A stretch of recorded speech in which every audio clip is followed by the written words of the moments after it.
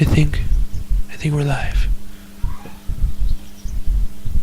Funny, we don't smell live. I'm pretty sure we are. But hang on. I'm doing this on purpose. Why? Alright, we're live. For the last 10 seconds. Hey everybody, I'm Jagamemnon. I'm Prometheus. I'm Ice. And this is Straight Outta Austin. Oh, is that what this is?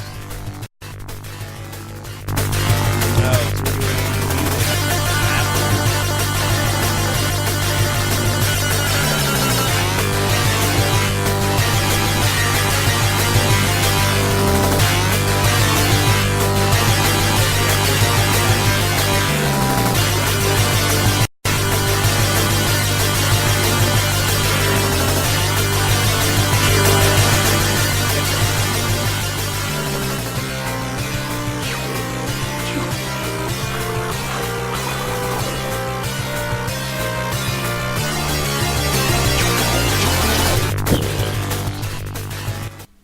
sound effects provided by Prometheus.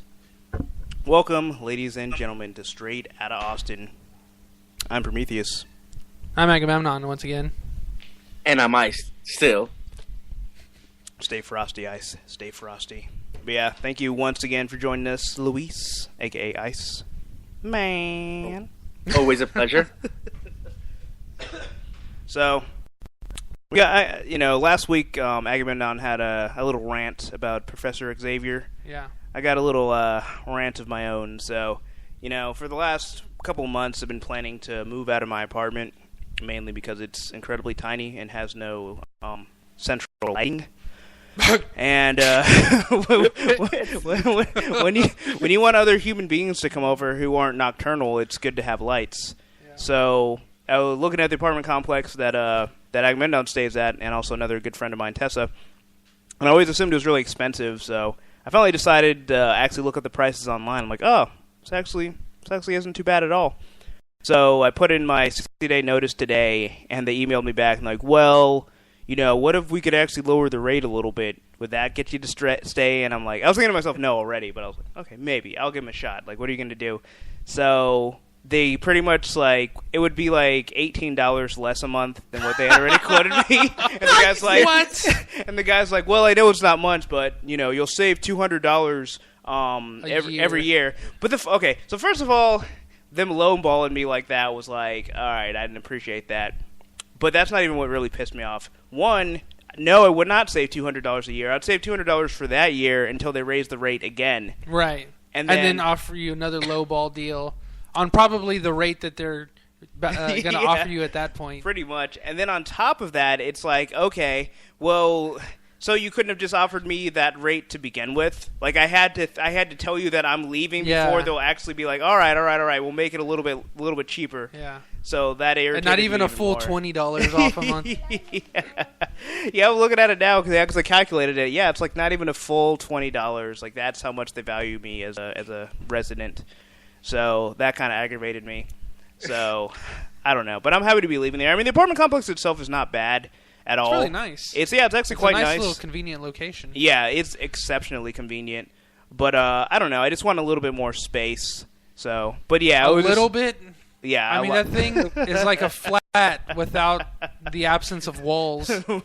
So you don't even get as much space as you should be. Yeah, pretty much. It's Sardine City in there. Mm-hmm. So yeah. So Pit War Studios will be having another location that will actually be able to host people. Yeah. So that'll be nice. But yeah. So also something else less infuriating and more perplexing happened at work. Okay. So as Agamemnon's pointed out, we both work in the bowels of a jail.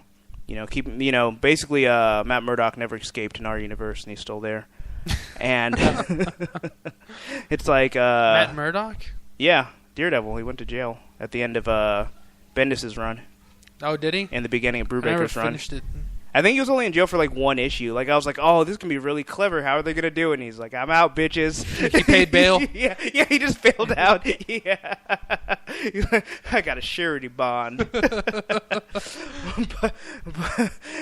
So at work, inmates always complain about the food because it's pretty much like, I think it ends up being like $2 a meal, so they're trying to No, it's save like money. $1. They ain't that rich and savvy.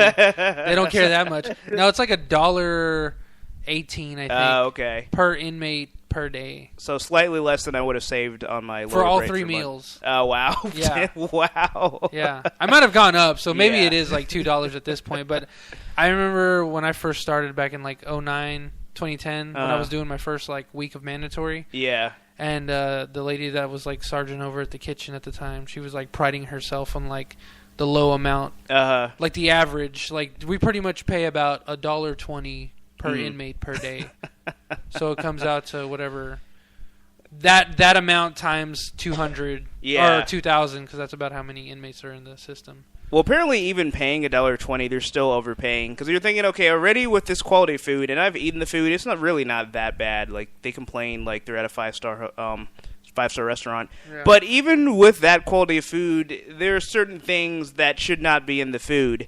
So we got a complaint that someone said that they found rocks in their beans, like an actual rock, like granite. Like Ace Nova would be awesome because he likes. It might have been limestone. Like Ace Nova would have loved it because he loves geology, like that type of rock. And so someone's complaining. We're like, okay, whatever. Because sometimes they'll say, like, I found a hair in my food. It's like, really? Because it's your hair that you just put in there because you wanted to hold another tray. So then somebody else complained saying they found a rock in their beans. We're like, all right, this is an epidemic. So we actually called the kitchen like, hey, FYI, there's rocks in beans, maybe you shouldn't ride so quickly over gravel pits and this will be all right. And so you're thinking they're going to be like, oh, wow, that's crazy. And so the lady on the phone was like, oh, yeah. We try to sort out all the rocks out of the beans. What? And sometimes, how do you try? And sometimes some get through. Do they home grow the beans? Do they grow them out back? That's the only thing I can think of because I'm like, where? But there's so many easy ways to do it. Like you have to clean them. You don't just like dump them straight. You don't just dump them straight from like the field and then into a boiling hot pot. Yeah. Well, apparently their logistics need work because I was just racking my brain like, where do you go to get like where in the? I mean, honestly, like what store do you go to find beans that have rocks in them? Like if I wanted to have rock and bean soup, where would I go? Like because they're like, yeah, we really should purchase. No, that's what it is. She even said they're buying them. She's like, yeah, she was like, yeah, just tell the inmates to go ahead and fill out complaints so that it will put pressure, on the powers that be to actually make them buy higher quality beans. I know that game. Yeah, and so they won't have to filter. Well, it's rocks. not even higher quality because they're going to go for the same quality. They're just going to go for another company that's going to lowball them to where they save 10% per inmate. Yeah. Well, I mean, it would be higher quality enough 10 to where at least the beans the rocks were pre-sorted out of the beans. Yeah. And we're like, well, do you have rocks in your bags of beans? And I'm like, no. I was like, I think you'll do nicely. I bet the brand of beans, like their slogan is like beans that rock. Yeah. They're the David Comey beans. They probably were like, to cut out the middleman, we're just gonna like grab them themselves from the ground and just put them in cans and ship them out. Yeah, I feel like they don't even like harvest them. They just like get them out of the ground. Like they're like they have to actually like chip them out with pickaxes and shovels. But it's like grabbing a handful of mushrooms and then just like cutting them up and throwing them right in the skillet. Yeah. It's like, well, you got to wash the shit off of them first. They literally grow from shit. One of the best parts was like my coworker turned around and like he's usually kind of an asshole to the inmates, and even he turned around. He had this look on his face. He's just like, "What the fuck? Yeah. This is food." Yeah, he's like, even I'm not that cruel to feed people rocks, or at least like only the ones that deserve it. You know? Like this guy's in here for child support. He doesn't need to eat rocks. He needs to go get a job. Needs to kick rocks. Yeah, exactly. But Carrie says in the chat, "Oh, sorry, we're putting things in your food that can choke you. We tried the best to get them out as best as we can." We apologize in advance for that $200 tooth bill. Yeah. I apologize for that rock lodged in your esophagus. We'll do better next time. Oh, you're dead? I'm sorry. Yeah. He's survived by Sorry you swallowed that stone. That's where kidney stones really come from. Kidney beans. I thought it was just an overcooked It makes chicken. so much sense now. Yeah, exactly. Oh man, so yeah, that's what we got to deal with at work. So on top of that, we had an inmate that decided that he was Vincent Van Gogh resurrected, and he pretty much chopped off his own ear. Well, he didn't really chop it off, but he wrapped around string that he got from the. He took, you know, those like small little, like you ever looked at like the fabric in a towel? Yeah. And seen that like all the little things on the towel, they're just like little loops of thread. thread. Little fibers. Yeah, fibers. Well, he like literally like de-stringed like a part of the towel until he got these little strings out, and it was like a really long couple pieces of string, and he tied his earlobes off so tight that his lobes started turning purple, and I guess overnight, or throughout the day, as the day progressed, like one fell off and the other one was pretty much ready to just like drop the tree. Yeah. Yeah, but like the one that I saw, because I actually had to take the guy to the medical, and we don't know what happened to the other ear. When we walked in, he was just flushing the toilet, so either he took a priority of taking a shit while containing all the blood in his missing ear spot, or he had just flushed the evidence down the toilet. He was probably like, "Oh no, they're gonna catch me if they find this air. Yeah. I gotta destroy all evidence." So I'm taking it, and I'm really squeamish when it comes to blood coming from places I don't feel blood should come from. So it's like one thing if you get like scraped on the knee, I can even handle like a slit wrist. Yeah, I can deal with that. But when it's like, but when it's, you like it with the blood bubbles? But when it's like literally from this like unnatural process of tying your ear off, like that makes me squeamish because it's literally like the one I think his left ear, it was his right ear, was still had it. So I compared it to like those cool little hipster lights that you can get, and they put like the like blue foil around it, like they look like little globe lights.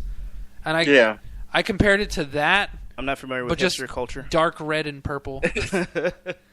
And it was just like hanging off. Oh, wow. And it was literally just hanging on by a thread. But it was like literally it was. We had to get stitches in that shit like quick. Like a little, like a globe of blood. And then like if you look at your earlobe and like feel it, just like this nice little soft flat surface. And his just it looked like those hipster lanterns. Yeah. Like that's literally what it looked like, just hanging off his ear. Like how does it like it just tied off like that tightly that it just filled up with blood and expanded. So he's walking like kind of holding it, and as I'm watching, like I don't want to look at it. Yeah. But it's like one of those things where like I'm like my heart is dropping down to like my bladder. Cuz I'm just like, and I can feel my face turning like pale white. And then I can see, and I'm looking, but I don't want to look, but then I see, like, blood trickling off, like, the side of his ear, and then down, like, the nape of his neck. I'm just like, I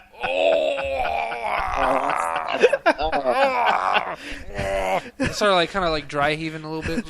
Carrie wants to know if you have hemophobia. I don't know if it's hemophobia, because I can donate blood. Yeah. With no major issues. With only the occasional fading. But, yeah. What about really bloody steak? No, I actually kind of do like my steak bloodies. You like to dip the bread in the blood? So hemophobia is what exactly? No, A1 sauce. But what was that, Luis? So hemophobia is what exactly? I think it's like fear of blood. Yeah, fear of the sight of blood. Yeah. But when the few times me and my wife have donated blood, like she's just like, you look so pale. Like, how much did it take out of you? Like, I don't know, like half a pint. He's like, oh. She's like, you look awful. It's like, I feel really tired, and I just got 9 hours of sleep. Yeah, and she's like putting like, I remember she like powdered my face a couple of times just so I look like not pale. I look like a normal human being. But then you didn't want the neighbors to suspect your vampirism. Yeah, she was like, you look like you saw somebody die. I was like, oh, thanks. But yeah, like that's like how I felt. I was just like pale. And then I was like escorting him, and I just see that blood like coming down. I was like, why does it have to be this way? You know, like that's all I just keep thinking. Like, and then I'm asking him, like, what happened? He's like, the voices told me to do it. I was like, voices? I was like, why? He was like, because there was something on it. And I was like, what? What would possess you to tie, like, what would be on your ear that would possess you to tie your fucking earlobe off? Like, what is... Maybe he had gauges he didn't want anymore. And that was I don't know. I tried to look up, like, his case, and, like, the dude's getting out in a week or two. He's just like, it's time served, you know? Yeah. I think he even got a little bit of back time. And I've met this dude before, and he was never, like, a basket case. Yeah, and then all of a sudden, and, you know, he's, like, in his late 30s. He's got, like, 2 kids. And I'm, like, having to pack up his stuff later. And I see, like, all these postcards or, like, greeting cards. I guess it was, like, his birthday or something recently. Or just, you know, people just sending well wishes. But, I mean, straight to the point, the dude's got love in his life. Yeah. You know, it's like family and friends of friends. And I'm, like, reading through these. And, like, dude, there's nothing but love going towards this dude. You know, like, why would he be, like, so stressed out? You know, and with, like, 2 kids waiting for him at home. And he's going to be home in a couple of weeks. And all of a sudden, he just loses his shit. Like, maybe, I don't know. Something just wasn't adding up. Maybe it was the pressures of coming home and actually having to be a responsible parent. I guess. Maybe he's like, you know what? No one's gonna expect me to be a father if I don't got heirlooms. I'll lose respect. I don't have to listen to all that again. Yeah, exactly. I don't want to hear any nagging, any whining and crying. I'm taking these babies off. He's like, he's in the operating room when they're trying to fix him. He's like, you didn't realize you still have eardrums. Yeah. Damn it! Maybe he swallowed a psychedelic rock. Maybe that's what it was. Maybe the rocks in his beads told him to do it. It's like, hey, chop off your earlobes. Shut up, Mr. Pebble. But you're supposed to be fruity and delicious, not telling me what to do. Well, when he goes back to get his GED, he could always get the schoolhouse rock. Could rock that education. I'm done. Dunzo. So I get him. I get the guy to the medical, and the nurse is just like peeve, and I'm sitting there, and they're just like everyone's just like quiet, and the whole like nurse area is just like abandoned, like they have nothing going on. And they're just annoyed that, like, I showed up. Yeah. That, like, I exist in that room at that time. They're just treating all the tumbleweeds. Yeah.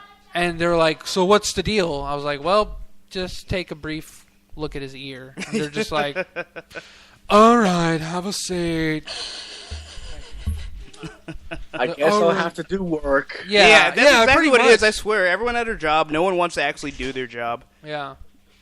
So... he sits down, and then the nurse is like, take your hand off your ear. He's like, I don't want to. It's going to start bleeding everywhere. And she's like the way, like, your parents would look at you when they grit their teeth. And she's like, take it off. And then he just does it, like, real slowly and puts his hand down. And, like, all this blood, like, spurts. Like... and, you know, he's laying down, so it spurts, like, all over his shirt. And it's not a lot. I was hoping you were going to say it spurted right at the nurse. He's like, I wish, the way she was acting. It spurts on his shirt, and I almost lose it. I'm like, whoa, oh, God, oh, my God. Would you say that the trickle of blood was a blood ocean? 07? It was like a blood creek. it was just a puddle. It was so, like, sparingly. 01. But, so she starts covering it, and then she kind of like opens it up a little, lets the blood spurt into the napkin, and I kind of lose it again. And she's like, it looks arterial. I was like, okay. I mean, I don't know anything about anatomy, and I didn't find this out till later. No. I didn't find this out till later, so I'll admit my ignorance. I don't know much about how the nervous system works. I know it goes through like the central part of the body, in the arms and the feet. But I assumed it went through the ear, or at least like he had cut his lobe off high enough to where like he hit an artery. Yeah. Because I was like, okay, well, people gauge their ears and pierce them. I mean, I've pierced my own. Yeah. I'm not, no one's ever trying to like, hey, I gotta do it here, or else I'm gonna pop an artery. So stay still, lol. Never get any of those kind of talks. They're just like, where do you want it? Yeah. Like, yeah, put it nice and center. So, with all that said, I still believe, like, okay, it popped an artery off or something. Yeah. That's why it's spurting.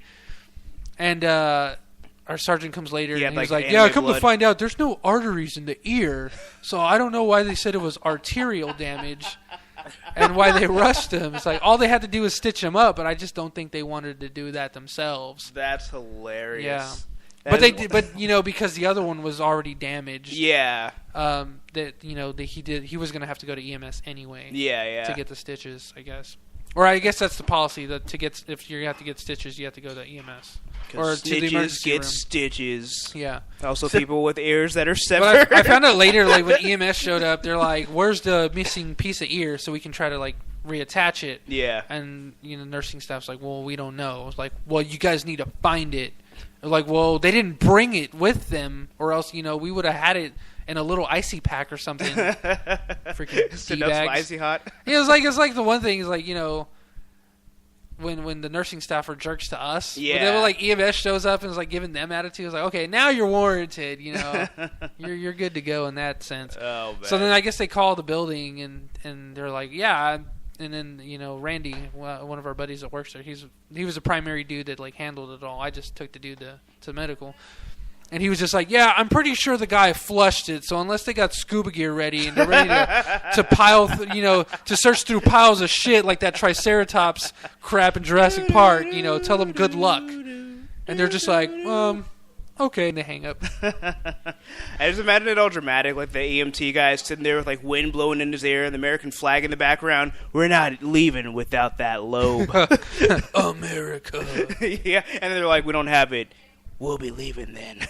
Without that lobe. Yeah, they just pack up in the ambulance. Woo! And drive off. So yeah, but basically the moral of the stories is don't go to jail. Because you will not only have to eat rocks, you will also probably lose your earlobes. And you won't get the notoriety of Van Gogh. Because, he was an artist and not a criminal. What?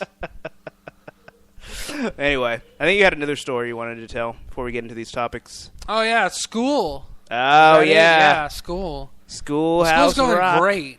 It's going, fantastic. Not. Yeah, for some reason I really thought Hard that joke Knocks sounded funny. I heard one the other day on the internet. I guess reading it helps because in my head I get to interpret it however the hell I want. Mm-hmm. And someone was like, "Man, that is just so freaking hilarious." And then but they had it placed perfectly to where I wasn't ever focused on it. Reading the comment, and I don't know why, but it was just like the funniest not joke I've ever heard since I was in the 3rd grade. Funnier than Borat. But anyways, I'm doing school and. I had to do a project about the psychology of play and the concept of flow, and I had to pick a favorite song, talk about the song and how listening to this song all the time helps me concentrate and gets me in that flow mood, and just gets my blood pumping and stuff. So I picked I don't know if you guys are familiar with Canse de Ser Sexy, or CSS for short. Totally. They're a Brazilian band. And there's a song called Alala, and it's a pretty fun song. I really like it, so that's the one I ended up choosing.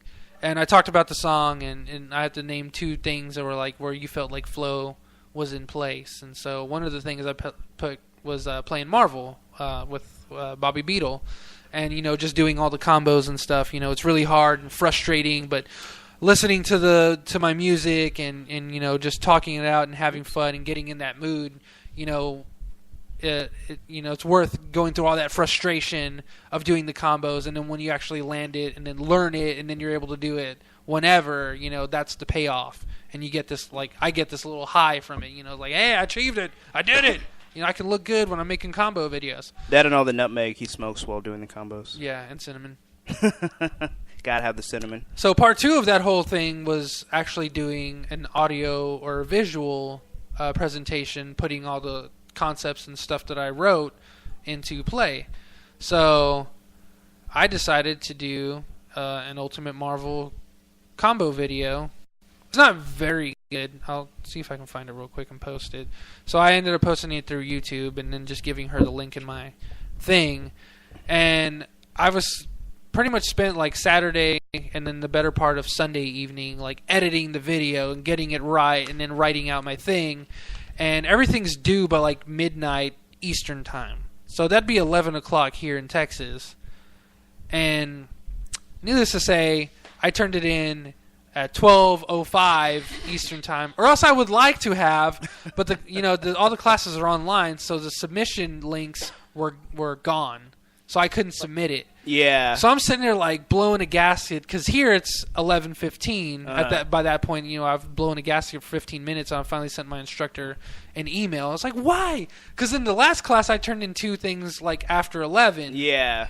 Before the due date, and they were fine. And then the cutoff point wasn't actually enacted till like, I guess whenever he decided to wake up or showed up to class Monday. Yeah. I'm just like, all right, I'll close off access.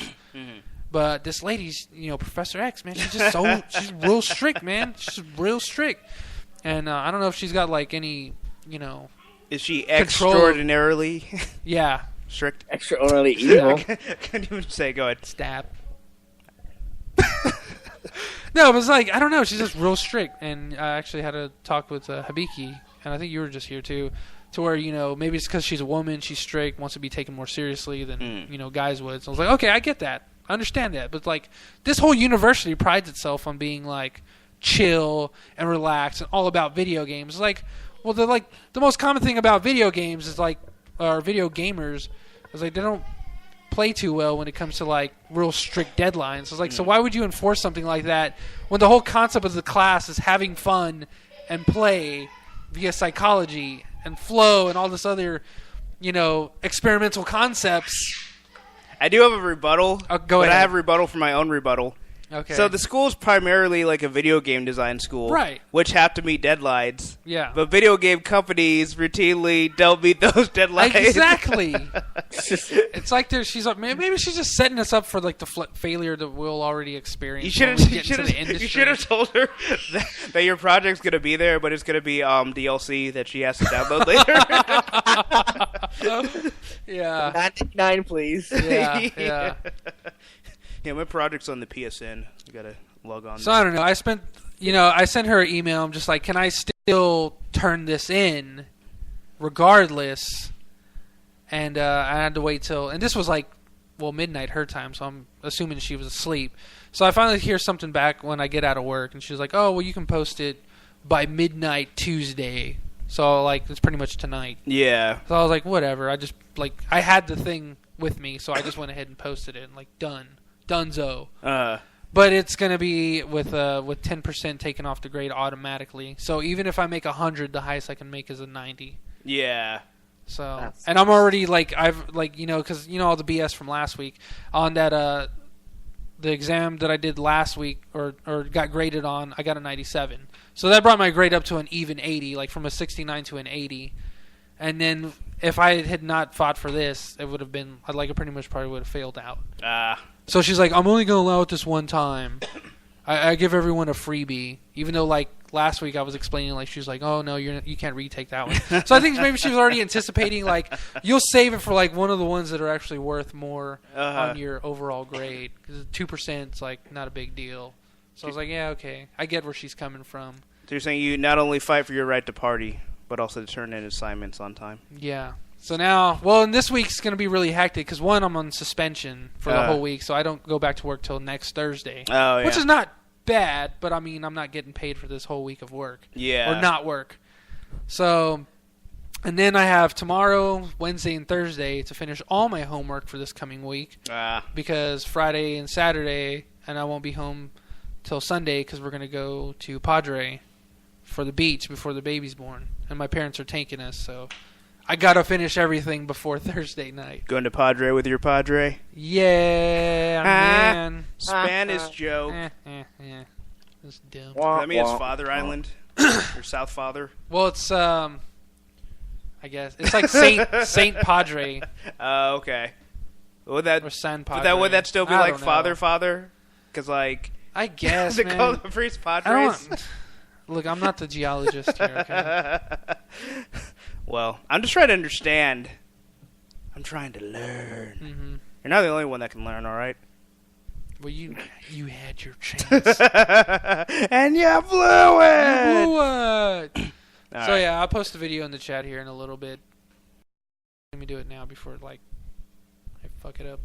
All right, so now the news that everyone, the whole internet has been abuzz with. It's going to completely change Marvel Comics forever. Apparently, they're going to re-image Green Goblin as a left-handed character. No, actually, no. I was going to say, what's the deal with that? No, it was an Onion article. Just obviously poking fun at the actual news that Thor is going to be a woman and Captain America is going to be black.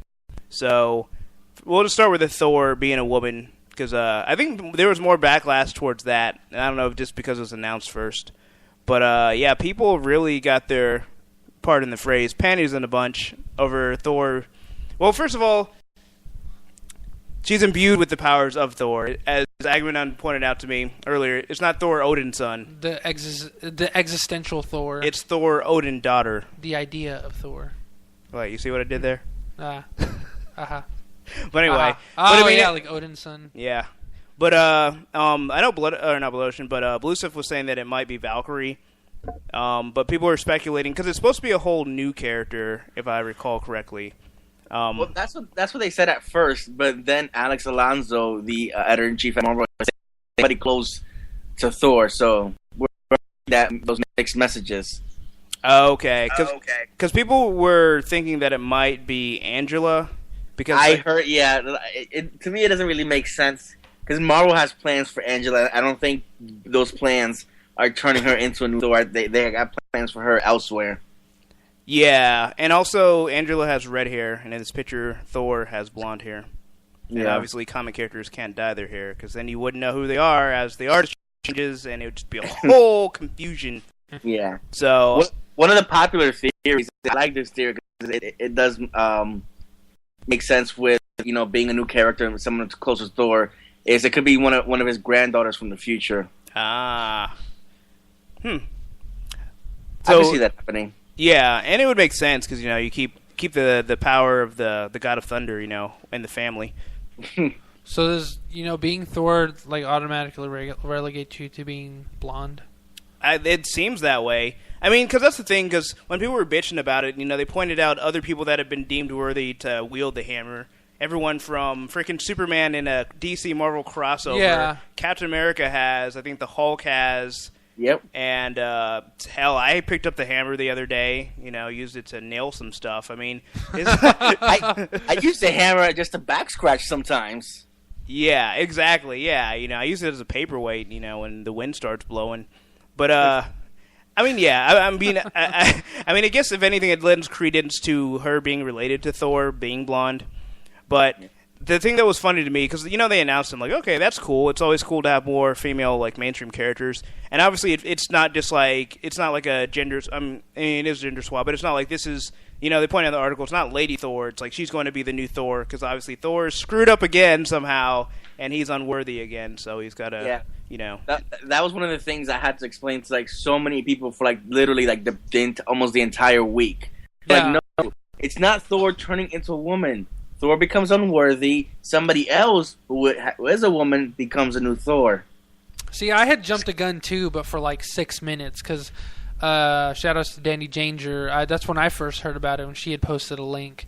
And I was like, further proof that I believe 616 is turning into Earth X storyline. And that's all I said, and I got like 2 likes on that. Yeah. Because Thor was a woman, was punished, and turned into a woman, because that made sense for some reason. Yeah. But yeah, Thor was a woman in the Earth X storyline.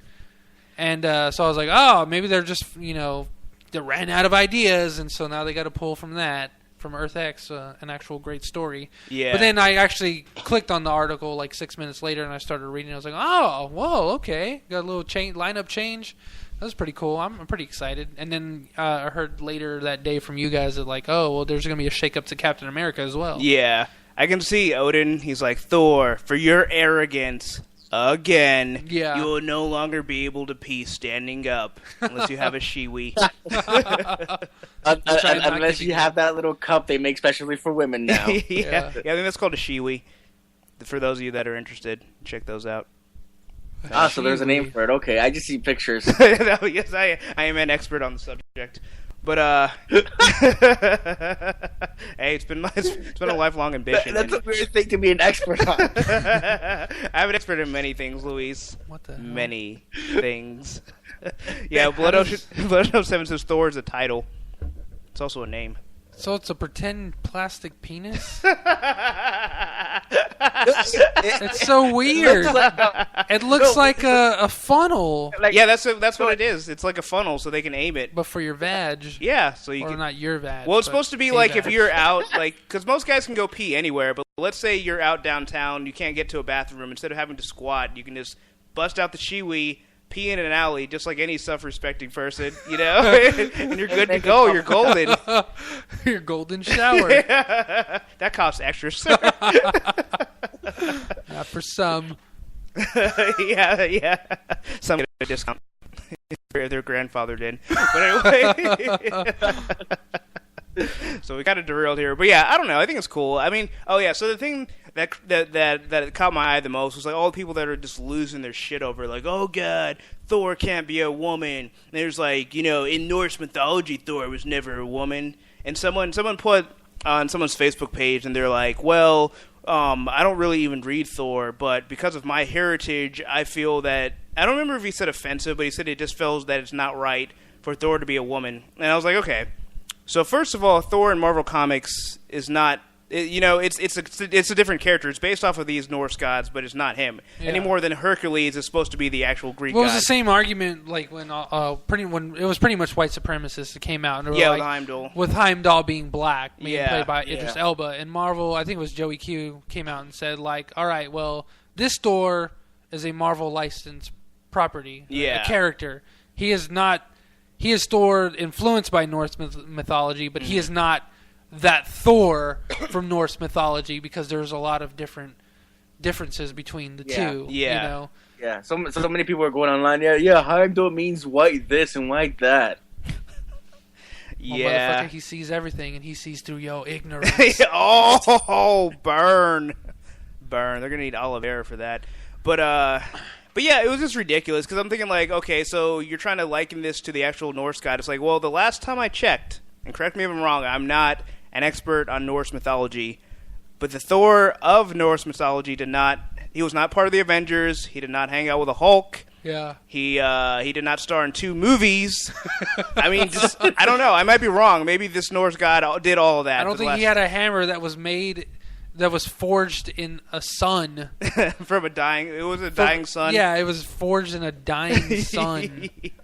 I don't think he had that. I'm sure he also was not played by Chris Hemsworth, so there's a little bit of inconsistency there. There you go. So I don't know. I just thought it was stupid. It was like, really, that's your problem? And it would be one thing, at least with the white supremacists, at least they supposedly actually worship these gods, so they can at least get butthurt. But this person was just like, this is my heritage. It's like, okay, so because I didn't know Marvel was a heritage. Yeah, I didn't know you grew up hearing tales of the great Marvel heroes. Actually, I could see people actually raising their kids with the superheroes being their gods, but that's a whole other thing, and that would be cool. Yeah. But that's when you're like, oh, House of M, that ruined it. Yeah. The mutants would not be destroyed. But yeah, I don't know. It wasn't myth. It really happened. It was in Greece. It's just Carrie says Marvel's my religion. There you go. Yeah. I worship the werewolves myself. But it's just so stupid. It's just like, no. It's like, just admit it. You're being sexist. Don't try and hide behind your heritage or your religion. Yeah. Just man up. Grow a pair, and if you can't grow a pair, put in your shiwi and admit that you have a problem with someone being, female as a character. So it's. And the whole thing about if you're gonna say that it's your heritage, well, don't exclude the things where all the negative parts with wars and people pillaging and all that. So if you're gonna include this, you're gonna include everything else. Yeah. Exactly. Get it all together. Make sure you got everything down in a row and you're accurate with all your feelings of what your heritage dictates you to believe in. Yeah. Well, I mean, the thing is too is I'm sure Thor throughout his entire existence in the Marvel universe has done things that I'm sure were completely opposed to what the Norse god Thor would have done. Yeah. But they're not concerned with any of that. But give Thor 2 X chromosomes and and everyone loses their mind. Yeah. Everyone posts that Joker meme all the time. I'm pretty sure the Norse Thor never met Superman. Yeah, exactly. 150 years ago. And challenged him to fisticuffs. Yeah. I can't remember who won in that crossover. Carrie says Mags was right after all. They will never accept us, those humans. I don't know if that's what it's referring to, but I'm assuming that's what Mags will be right about. Yeah. That is fantastic white hair, how it flows to the wind. But yeah, so I don't know. It's not even old people white. I know. It's just like I don't know. It's just it's immaculate white. It's like platinum. Yeah. Platinum hair. No, I think platinum. Platinum's more blonde, but I don't know. It works. Anyway, I don't really read Thor, so I won't actually read this. So it's pretty cool. I don't know. I like that Marvel's taking chances. So speaking of taking chances, we're getting an all-new Captain America. Yay. So Joey Q has previously mentioned one of my favorite shows. One of my favorite shows that's not 24, Game of Thrones, or Breaking Bad, but the Colbert Report. And so he had to break Colbert the hard news that it would not be him picking up the mantle of Captain America, and it was not only heartbreaking for him, but it was heartbreaking for me as well. And but at least he got a consolation prize. Once Joey Q told him, "Hey, we're gonna Falcon's gonna be taking over for Cap. They're BFFs. Bucky already did it, so we need a new face." And Anthony Mackie's not doing anything, so he was satisfied with that. Although my favorite thing was this quip. He's like, "Yeah, everyone knows that the bird most associated with America is a falcon," and then he gave him like this smart look, and I was just like, he gotcha. But Colbert, so obviously now that the Falcon, his moniker, now that needs somebody to pick it up. So they gave Colbert a picture of him as the Falcon, which was pretty awesome. So I'm going to link that in the chat. I actually really hope that they actually make that into a comic. Like, even if it's just a one-shot, because apparently they had Colbert in a Spider-Man comic when he was running for president. So it'd be awesome to have Colbert as the Falcon. I would totally read that. Cool. So, I don't know. So, you're the big Captain America fan, so how do you feel about the Falcon taking over for Cap? Honestly, I'm a little underwhelmed. I've never been a huge fan of the Falcon overall, and to be honest, I don't know a whole lot about him. He might be cool, but and I'm sure they're gonna take him in a really fun and interesting direction. But to me, it's just kind of another change up until the inevitable happens. Yeah. That's just pretty much how I feel about it. I think it's great. But I think at the same time, a lot of people forget Isaiah was the first black Captain America. Yeah. Even before Steve Rogers was Captain America. Mm. So I always thought that was more of a fun fact than what is happening now. Although this is what most people know, and now that they're finding it out all at the same time, I think that's why it's such a big deal. Yeah. I think it's interesting. I actually do like the shake up. Like that the new Captain America is black, get more of a minority presence. But the character overall, I'm just it's pretty cool until they decide that Logan and Steve are going to come back in full force a year and a half from now. So, yeah. To me, it's well, if it was a lasting change, I'd be all for it and be okay, cool, I'll get into it and read it and support it. But if I feel in my heart that it's just another gimmick thing and they're just going to try something new for the sake of trying something new, then I can't get behind it. Yeah.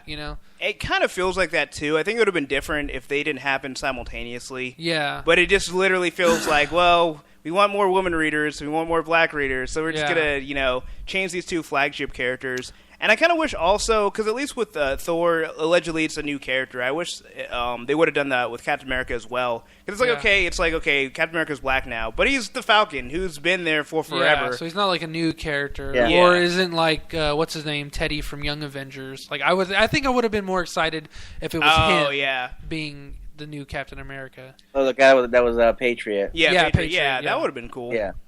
I think I would have been much more excited because I'm a Teddy's huge. Hulkling. Oh no, not Teddy. God dang it! What is his name? It's not Teddy Roosevelt. I don't know what his name is. Luis. What's Teddy, his name? Billy. Eli Bradley. Eli. Carrie saves the day. Yeah. I don't know. Carrie mentioned that it's Miles Morales all over again. I don't know if I feel that way. I think the difference with Miles Morales is, one, he was a brand new character taking over the mantle of Spider-Man, and two, they actually killed Spider-Man, and he's been dead at least since then. Is he back though? I heard somebody mention in the Refugees of Spill page that they were bringing Peter back. Well, I know he's back universe. in the Ultimate Universe. He might be coming back. Obviously, it's inevitable because what's dead is dormant. Well, there's a Peter Parker appearing right now in Ultimate Spider-Man, but we don't know if it's the actual one. We still don't know exactly what that story. Is it a clone? Fantastic. We don't know. It hasn't said yet. It's a Bendis book, so even though it's really good, you know how he loves to drag things out. He's still writing USM? I'm calling it now. He's a Skrull. that dude is dedicated. He's a scroll. Call it out, he's a scroll. Hey guys, me, Peter's like, but you've been dead. Oh, I have. No, I was on vacation in Aruba or something. I knew I should have came back as Peter Porker. But yeah, I don't know. Just like to go back a few months, when Captain Marvel first came out, I was excited. Yeah. When they came out with Batwoman, I was excited. Mm-hmm. When they even rebooted She-Hulk or Miss Marvel, Kamala, Yeah. I was like genuinely excited. I saw this change up with minority characters, more female presence, and I was genuinely excited. And then with the new Thor, I think it's cool that they're making her a woman. Yeah.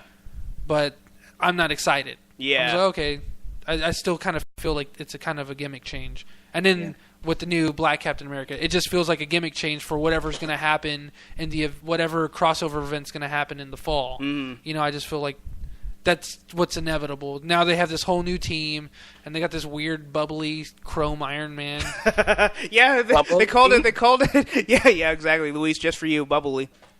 But they called it the iPhone Iron Man or something. He looks like one of these like made up robot things they would make for like a toothbrush commercial, where like it's fighting plaque or some shit like that, and like it's just like this super like crest Iron Man robot or something. Don't worry, kids. Cavities won't get you. I've got them licked. He looks like a mechanical, like undressed mannequin. Yeah, it just looks so weird and uninspiring. Or something out of iRobot.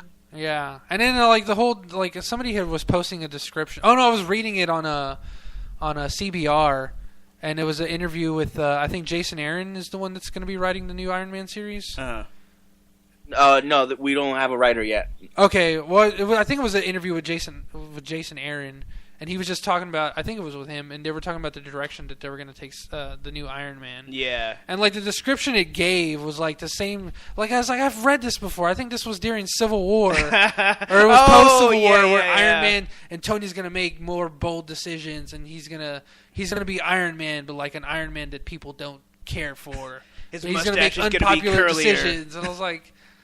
Yeah, pretty sure we've been down this road before. His goatee will be sharper. His alcohol more drinking. And then, like, I heard the reference to where they wanted to give him that more like that Apple look. Okay, that's what it was. Yeah. And I was like, ugh.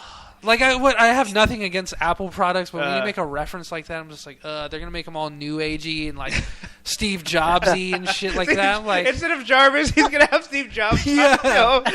He's like, Tony, I have an app for that. Yeah. And then I can make these suits for you in Malaysia for 1/10 of the cost. He's like, Tony probably would go for that. It was like they're shooting missiles at him. He's like flying around, and he's like trying to get like anti-missile technology, and he's trying to download the app. He's like, $1.99. I don't have time for this. I own this. Yeah. Why am I getting charged for it? Before he knows it gets his leg blown off, falls to the ground. What? It's like the whole thing with Thor is, well, see, I'm excited only because Jason Aaron is writing one of the greatest runs on Thor. Probably since Simonson was on it. His like the first 11 issues with the God Bomb arc is probably like the greatest in a very, very long time. And right now with the new arc that's going on right now, where they just finished, it's great. I mean, with past, present, and future Thor, I mean, it's one of the greatest ideas, and he's writing it incredibly well, weaving it into the story. And because he's writing such a great series with Thor, is the reason why I'm excited, because he's going to be continuing writing Thor with the female one. Well, I'll say this. If you can be excited, I can get excited, and we all can get excited. So, yeah, but that sounds good. Is this the same writer? I only heard about it a little bit from another podcast where they're talking about there's like a character who's like a god killer or whatever that can actually kill the gods. Was that what that was? Oh, okay. Sure. Yeah, he was in the first 11 issues. It was a brand new character Jason Aaron created, and he was a character that was actually killing gods of like different pantheons and everything. Well, I'm sure the Norse worshippers that are still around are very bummed about that. Considering like Thanos and that whole lot that lives out there in like the voids of space. We're just Kirby's Marvel version of like the new DC's the New Gods. Yeah. I'm surprised they haven't like incorporated them more into like the way the New Gods were in the DC universe, where they had like that one dude that was like a god killer. And he was killing off like Apollo, or I think his name was Apollo, and Apollo Creed. Yeah, I don't know all their names. I forgot all of them, but they were all like the new gods, and it was during the whole Final Crisis event and stuff like that. They had a similar concept. Okay. Which that whole God Killer quote kind of reminds me of. You know what it reminds me of? That song, meet the new gods, da da da da, save as the old gods, da da da da. What? Never heard of it. I've never. You fucking made that up. Like, seriously. I think you made that up. Well, it was like that New Boss song, but New Gods. New Boss? I'll find it for you later. Put it in the chat. Clueless. Anyway, so Marvel's released their movie dates all the way through May 2019, so we can start getting hype already. Yeah. So obviously we got Guardians coming out in August. We got Avengers next May. We got Ant-Man next July. They did finally find a director, so I think that one's still on board. Who's directing? That dude. Who? Peyton Reed. Yeah. Peyton Reed? What did he direct? Tip of my tongue. He directed some comedies. I believe he's the director that did Bring It On, was it? That's that guy. Yeah. Oh, I love Bring It On. I can't wait to see Ant-Man as a cheerleader. I still think that's Gabrielle Union's best performance. Definitely. He's going to be like, Tony, you just got served. And he's going to be like getting surgery like, Mr. Stark, you got served here, and here. You'll never plow with the Iron Man suit again, and you'll see one tear drip from his face. So apparently that was the South Park one when they're making fun of Bring It On. But anyway, so Cap 3, I guess, is going to come out May 6, 2016 to go head-to-head with Batman's new movie that will be featuring Superman. And so now they have 2 additional untitled films, so they let the speculation begin. Obviously, we know Doctor Strange is going to be coming soon. So people are thinking maybe it might be another Guardians movie. Some people are even speculating Namor, even though I don't believe Marvel actually owns Namor. I want to say. Actually, they said I have news for Doctor Strange and Namor. Oh, okay. That I found out recently. There's Benedict Cumberbatch is rumored to be appearing at San Diego Comic-Con. And people are assuming, maybe they'll announce him as Doctor Strange because Marvel said they want him for the role. Because there's no Sherlock panel, which is the show that he's doing. Oh, I see. There's no Sherlock panel, but apparently he's still appearing at the Comic-Con.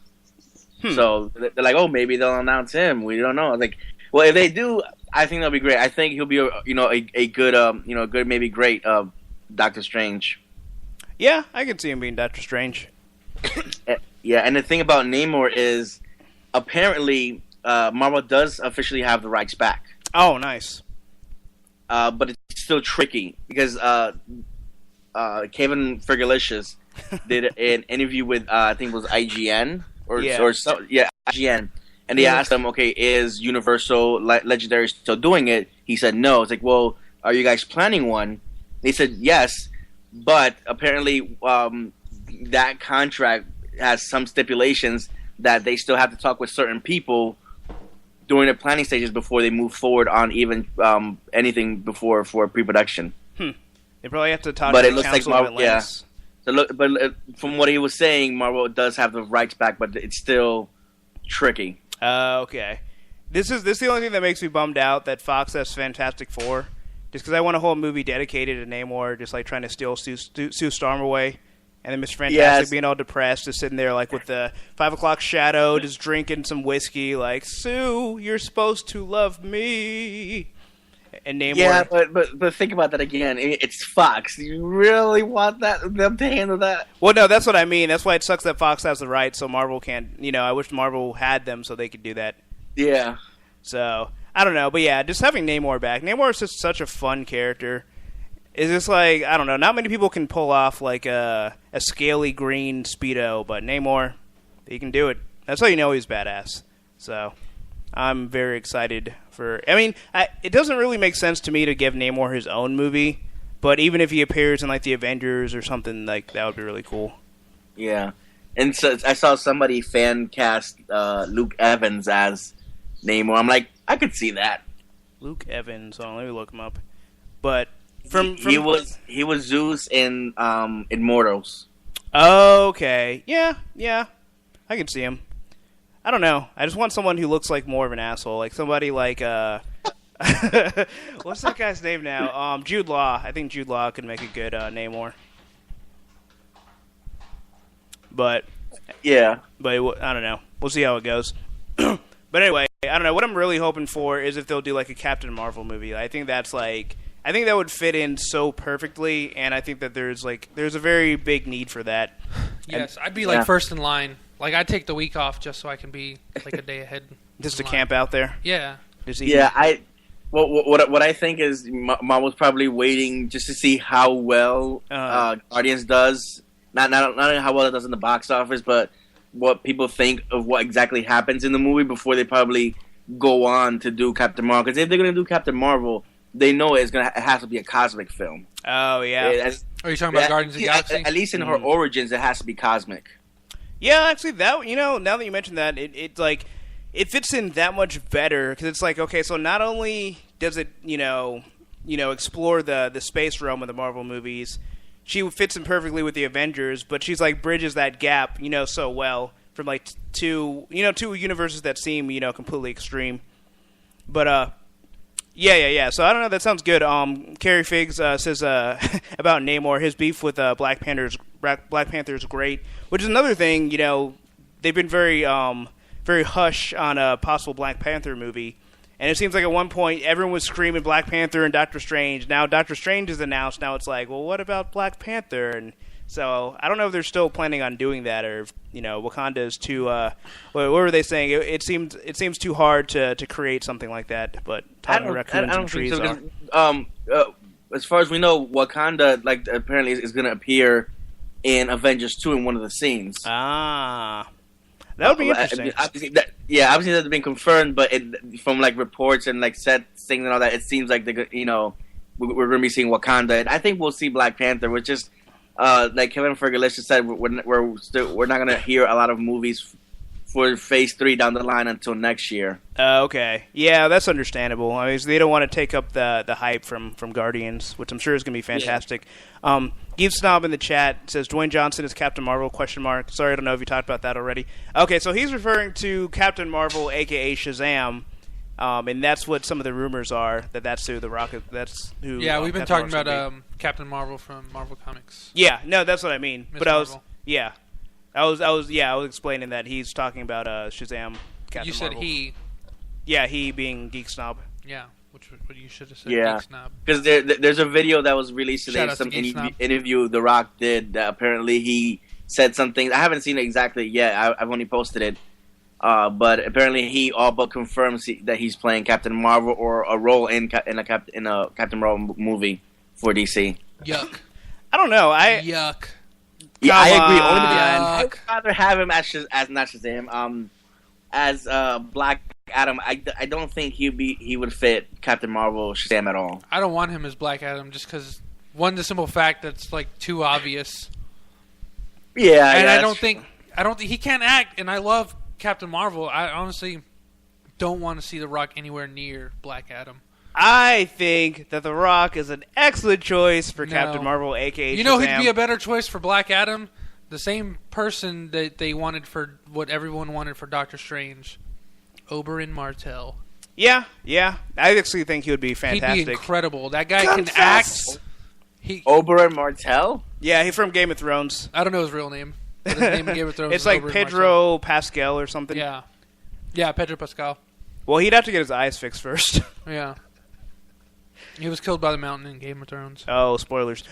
Sorry. But anyway, I don't know. I think The Rock would be good because the whole thing is his character is it's a kid that has a grown-up body, but he's I don't know. If you see Pain and Gain, Teth Adam is different than Billy Batson. Well, maybe he's gonna be Billy Badass Sud. No. Can't do it, man. I can see The Rock doing a good Black Adam. I think he has not only the physique, the look, but I think he also has the attitude. No. I think he can put it off as Black Adam, not Shazam, not Captain Marvel.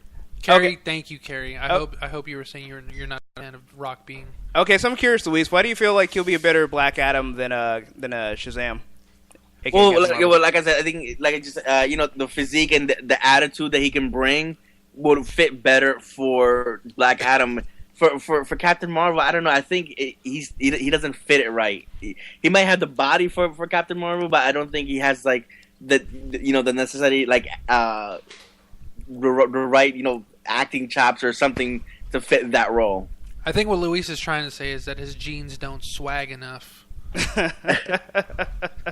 Yeah, there you go. Whatever that's supposed to mean. Well, all I'll say is if Heath Ledger could do it. Oh, please.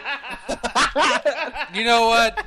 I hate to put a Heath Ledger joke, but you can put that to rest. Oh, hey, why so serious? I don't know. I think The Rock is going to impress people. That is the most cop-out. I know you're just playing around. I'm not taking offense to you. But people like to take that extreme. Like, oh, blah, blah, blah. Well, if Heath Ledger could... Like, Heath Ledger had that disparity because he was only known for doing a certain kind of movie. Not because he was a bad actor. Not because he was a terrible actor, but because he was... that love movie dude. He was just a hunk heartthrob that was on freaking Teen Bop, magazines and Men's Fitness or whatever. I don't know. Hey, The Rock's been on Men's Fitness. And he was married to that girl from freaking Dawson's Creek. I don't want to wait. Michelle Williams. For my love to be over. Yeah, Geek's Not pointed out Knight's Tale. Yeah. He was great in Knight's Tale. I loved Heath Ledger. I was not for him being... in The Dark Knight and all these other people, years after the fact, I still don't believe anybody that was like, oh yeah, I always knew he would do good. So shut up. You didn't know he was going to do that good. You just thought he'd be a fun Joker, but no one could have predicted he was going to be Oscar-worthy, incredible. Because when has anyone ever been voted for an Oscar for a comic book movie performance? Come on. Yeah. Yeah, no one. Everyone wants to take that kind of that level of credit. Like I knew he was going to be that good. Like no. Yeah, no. I don't believe it. Even if you really did, I'm never going to believe that assertion. Well, to me, even if they would have picked somebody that everyone was happy with, right off the bat before seeing the performance, I don't think anyone expected the Joker to be that good. Just to have this scene. I mean, okay, you got Christian Bale, you have Morgan Freeman, you have what's his name, Cillian Murphy. You have Sir Michael Caine. Yeah, Sir Michael Caine. That was the name you were thinking of. Yeah, that's what I was trying to think of. Yeah, what's another one? Oh, and freaking Liam Neeson. Oh, never mind. He was already dead. But he was in the first one. Though. Yeah, but spoilers. I know. Hey, bro, he's got a Lazarus pit. All right, but he outshined them all. He outacted a great cast. He outacted Academy Award actors. Yeah. That's what was so surprising. It was just it's not like he had a bunch of, just random chumps he was with. It's like, oh, he looks great compared to them. It's like, no, everyone this is an all-star cast, except for the chick from Dawson's Creek. Yeah. It's like, everyone else is fantastic, and he just rose above them. Yeah. Like a Dark Knight Rising. Sorry, I had to do that. I also have another pun. But, we really should have seen it coming, though, because he went from A Knight's Tale, A Dark Knight's Tale. God, stop it. Stop. Anyway, I'm gonna slap you on the wrist. Shout outs to Casey, Sarah, Elizabeth Wright for joining us in the chat. Yay. Hello, Casey. Happy to have you.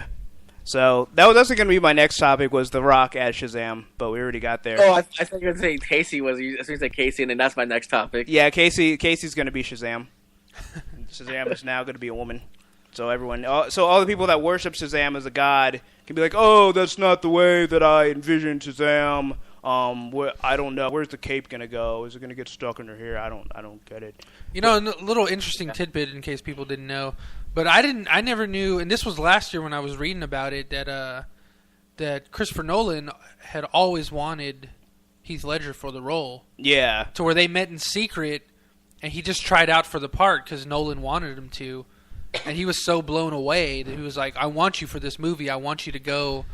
And research the role. So that was when he did the infamous went to some little he went to the Sands Motel. Sands Motel here in Austin. It's the crummiest little Alpha Ben White and Brody. Yeah. If you ever in the area, just drive by Ben White going towards Bee Caves. If you ever want drugs and hookers, go to the Sands Motel, Austin, Texas.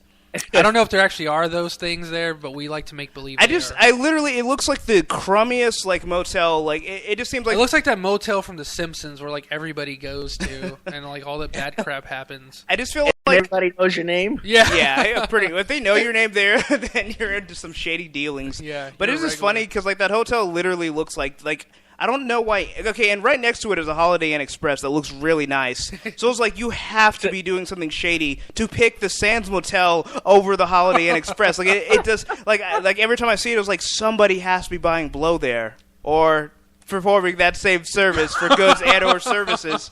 And it's just like, I don't know. Its existence amuses me, and I'm glad that it's in my life. So the Sleep Easy Hotel. There you go. Thanks for that, Geek Snob. Have either of you guys played Grand Theft Auto 5? Yes.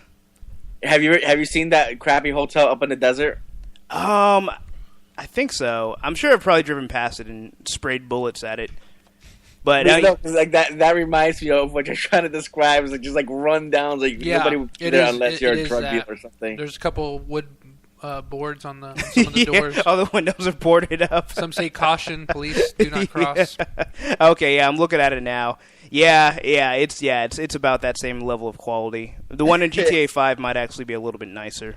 But yeah, to finish my thought, like he holed himself in the Sands Motel and he did the whole infamous research for the role and picked a bunch of different little lipstick colors and crazy stuff and kept a Joker notebook. And I guess he was going crazy ever since then, which I guess led to his death. But yeah, the whole method acting stuff that led him to the Oscar role that everybody loves him for now. No one's gonna have. It's gonna be a while before anybody else has that level of dedication that Heath Ledger did, and I think if more people understand that, they would stop using that bullshit excuse. Yeah. Oh, Heath Ledger's like, hey, Heath Ledger did his fucking homework and got 110 on the test. He turned it in 5 minutes before midnight. There you go. Exactly.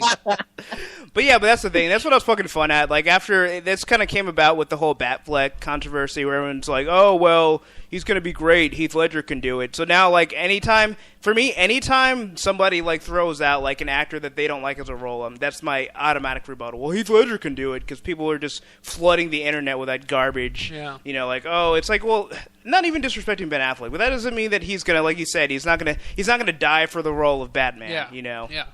But if he was a symbol, then he'd be incorruptible. But he may not die for the role of Batman, but maybe he'll kill his parents for the role of Batman. Yeah, right. He's like this. It's like, why did you murder your parents, Mr. Affleck? I was method acting. Oh, well, okay. I'll tell you right now. 1 year probation. The next person to enter the comic book movie spectrum that will blow everyone away, performance-wise. Yeah.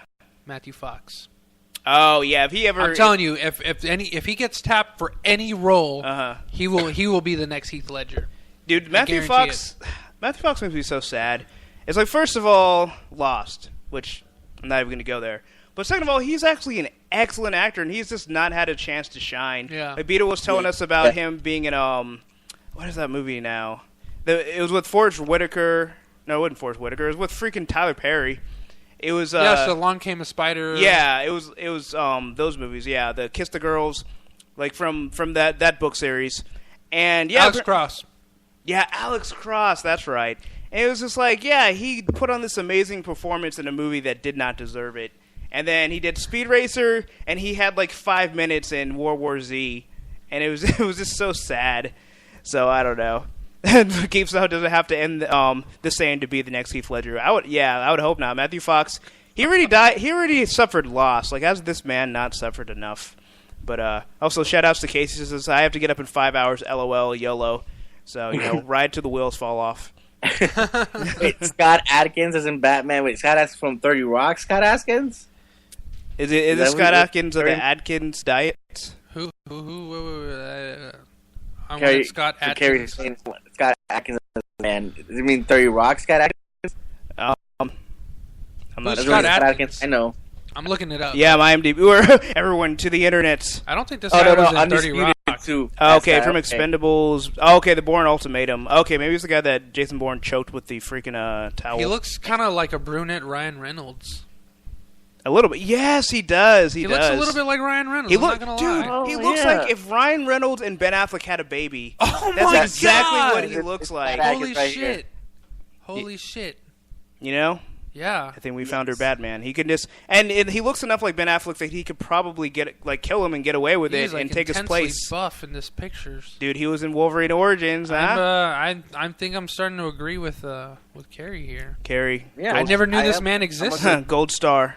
Carrie, thank you. You've blown my mind away. Oh, wow. Casey has a busy morning. Yeah. Just as more to the point, I have to get up in 5 hours to be a youth leader for 75 kids for 6 hours.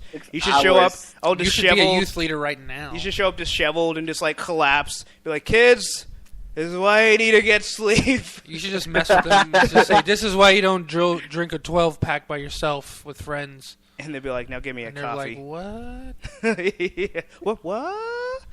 But yeah. Well, unfortunately, Batman's already been cast. But yeah, Scott Adkins actually sounds quite good. So, unfortunately, we'll have to stomach Ben Affleck. I don't know. Maybe he'll end up being like a stunt double or something. I think, baby butt chin. What? He said baby butt chin. Yeah, Ben Affleck. He's got that baby butt. Nobody who wears a cowl should have a butt chin. That just takes away the whole mystique of the mask. You're just you're gonna know because you're gonna see that chin. You're not gonna want to know who the hell it is. You're just gonna want to punch the butt chin. Well, even more so, like the second. I think you're just gonna have bad guys more motivated to hit you. But the second bad guys see that butt chin as Batman, and when they see him as Bruce Wayne, they're gonna know who he is. Yeah. It'd be like if Jay Leno put on a mask. It's like you're Jay Leno with the mask on. You're not hiding anything. So it's Bruce, is that you? It's like, what? No, yeah. It's like the butt chin, dude. I just drew on that earlier. I can still see the black marker. Yeah, come on. I just had a latte with you. You smell of latte. Yeah. I can smell your breath. No. No. That's I'm just gonna punch you. You're literally throwing your growl my way, and it smells like a mocha latte. He's like, hey, wait a minute. What? You know what I just thought of? Maybe the reason why Christian Bale sounded so terribly as Batman in all those movies, maybe he had the rock bean soup. Oh, he might have. It scratched his throat up. Rock and bean soup. And I think what you mean by terribly is awesomely, because it's the greatest voice this side of Kevin Conroy. You didn't like it, Luis? It was okay. It's just it kind of got like. I don't know. It's like they could have gotten a better voice. I think what they should have done was got Kevin Conroy and dubbed his voice like they did with Earl James Jones and yeah. Alfred, I am your father. But no, actually, it's funny because like I like the voice, but it's more for comedic purposes. But I agree, it's so over the top. And yeah, Kevin Conroy, his voice is like butter spread on toast.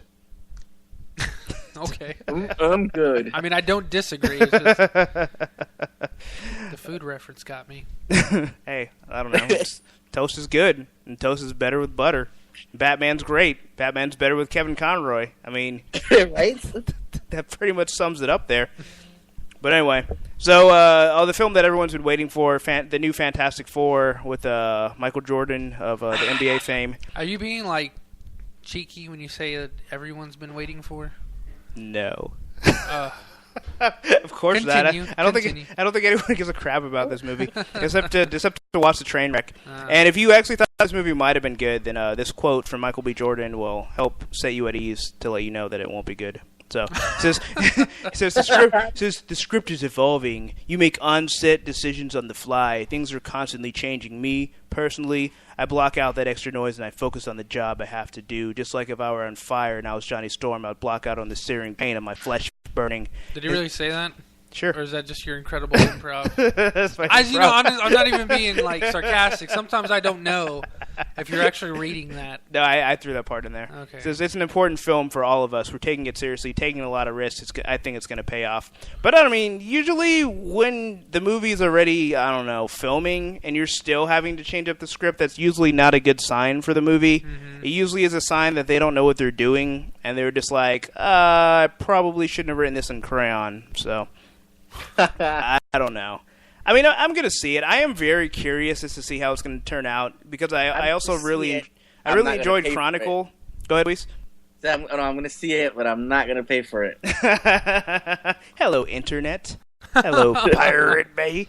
So, I don't know. I mean, I don't know. I guess it's like it hasn't turned me off enough to where I'm not interested.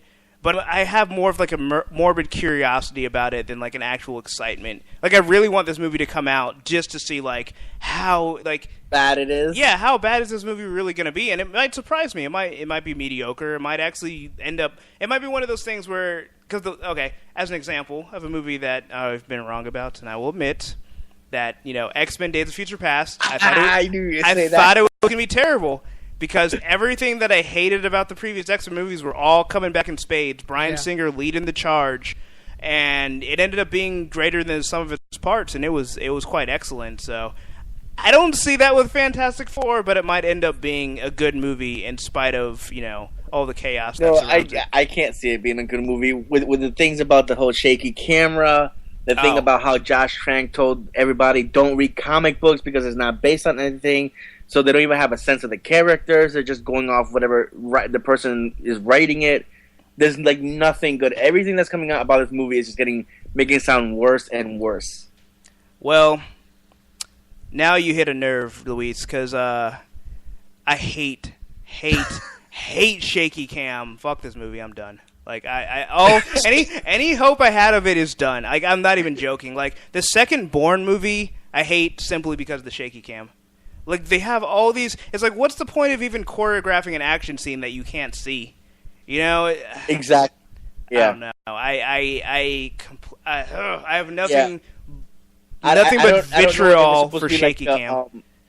I don't know if it's supposed to be like a scene thing. Like, maybe they're going to have, like, a scene of somebody, like, shooting of the Fantastic Four with, like, with the iPhone or something, and we're going to see footage from that. That's what's going to be shaky. Or, like, the whole film is supposed to be like that. I don't know. Either way... I don't care if it's one scene or the whole thing. Yeah, I can't stand shaky camera.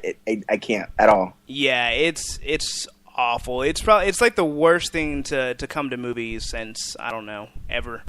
But yeah, it's awful. I mean, the thing is with Chronicle, he did it as a found footage movie, and even that wasn't full of shaky cam. So I don't see why he'd bring it back for like a blockbuster film. It doesn't make any sense to me. Not only that, it just shows he's kind of a one-trick pony. Yeah. It sounds like he just wants to make Chronicle 2, which is fine. You want to do that? Okay, no problem. But don't do that with Fantastic Four. Yeah, Johnny's going to be like the bad guy this time. Yeah, right. Johnny, no! Don't throw that bus at the kids! Shut up! I'm on fire! Casey says her voice is so deep from shouting at kids that she can do a great Batman voice now. I wish we had you recorded. We could have you do an intro or something. Yeah. But I'm Casey Sarah Elizabeth Wright. Yeah. You're listening to Straight Outta Austin. Yeah. And I am the Night Tail. But Carrie says just wants to remind everybody that Guardians of the Galaxy comes out next Friday. Crazy how fast it's upon us. Probably that warp drive. And Pitwar said, "Holy shit!" I just realized that too. Yeah, I don't know if I told you guys, but I got invited from a friend to see the 17-minute preview when it came out a couple weeks ago. Ooh. Oh yeah, do tell. And I'm telling this to everybody right now. If you can see it, if there's a theater near you that's playing it IMAX 3D, go. It is worth every single penny. They shot. This is a movie that's been converted into 3D. It's not a movie that it's pointless to watch it in 3D. It needs to be seen in IMAX 3D. They shot the scenes. They shot a lot of scenes, almost all the movie with IMAX cameras, with 3D cameras. So when I was watching it, I mean, they were literally popping off the screen. There was a scene where they sat down to eat at a table. I literally felt like they were right in front of me. I mean, that's how great it was. They were sitting at the table next to you, and then you realize, like, I'm not sitting at a table. Movie? Where you're like, can you please pass... I've been asking this guy to pass the salt for the last 5 minutes. And everyone keeps telling me to shut the hell up. Yeah. Star-Lord, you're a jerk. I mean, this movie is going to be... Just from watching, like, the preview, I can tell this is going to be one of the greatest Marvel movies ever made. And I only watched, like, 15... Like I said, like, the 15, 17 minutes of it. It's going to be blown out the water. James Gunn did absolutely every single thing correct with this. And for anybody who, probably were iffy or had doubts about Bautista as Drax, I mean, that dude is Drax. The moves that the guy did, in the scene that I saw, I mean, he pulled it off magnificently. This is going to be... I can't, like, find the words I want to find of how excited I am about this. Let me just say, I don't care for Bautista, which is a change from last week where I hated Bautista. But Wednesday I was watching I think it was Showtime. Showtime or The HBO. Man with the Iron Fist? I was watching The Man with the Iron Fist. And, the movie's still real shit. It's not good. I wouldn't recommend Dude, the really Zodiac twins were badass. I'm sorry. Okay, well... See, it's like you just take all the good stuff I'm about to say away from me. No, that was literally hands down one of the best scenes, and I really wish they didn't over-sexualize the female twin. Yeah. As much as they did, and just made it like an old school kung fu scene, like Wu-Tang says they're fans of. Yeah. But this movie didn't seem like it was a homage to the old school like Shaolin kung fu films. Like I was promised that it was trying to be. Yeah, but they that's the failed thing miserably. is like those movies were made on like $100 budgets. Yeah. You don't have to try hard. You just need wires. That's it. And bad dubbing. Bad wires and bad dubbing. But to finish the point, Batista actually was not bad in that movie. I'll say he wasn't the best part. I actually found Russell Crowe's character pretty hilarious. Yeah, he was. Even if uncomfortably over-sexualized. Like I was like, these sex scenes they're not doing it for me. Like he's like eating muff. Like literally eating muff. Right out I of was the like, Shiwi. why is this in a movie? I thought this movie was PG-13. I don't know. Maybe it was rated R. I don't know. That's what the kids are into these days. Would you say that Batista's performance was golden? It was. I actually did enjoy it. I think he was one of the better parts of the film. And just the way his character was, just like he was just really kind of menacing. He was just an overall. He owned it. He owned the role. It was kind of a one-bit part, but he was really great. He was really great in that movie, and the movie was ball. So I know that's not really saying much. And then just to kind of piggyback on Luis here, I saw the trailer, the latest trailer. I think it was like TV spot, I don't know, 6 or 7 or something like that. Yeah. But it's got more Drax in it, and he delivers a couple of lines pretty smoothly, I gotta say. And then it's got a couple of like little action bits, and I was just like, all right.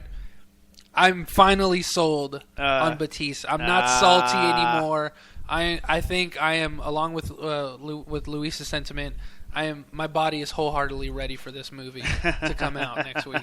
The mind is ready, so is the body. Sometimes you just got, it's understandable, when somebody feels, not insecure, but like they're doubting, like I don't know if this actor's gonna be good or they're right for the role. Right. Sometimes you just gotta wait to see actually footage before you can finally make a final decision. Mm-hmm. And after seeing this, yes, it makes me, it makes it just tells everybody that, the Batista's gonna be great as Drax. So, Luis, would you say that James came out with guns blazing? Oh yeah, every single one, every gun in the world. He's like Nicholas D. Wolfwood in Trigun, with like the cross full of guns. Casey says Batista injured so many wrestlers by messing up, so I'm not a big fan of him, but I guess I'll give him a chance in Guardians of the Galaxy. Really? Who's did he like really like badly injure people like Kevin Nash did to the Big Show? Oh yeah, I think it's kind of like that because just looking at him, you can tell he's like with wrestling. Like there's certain wrestlers that are very stiff.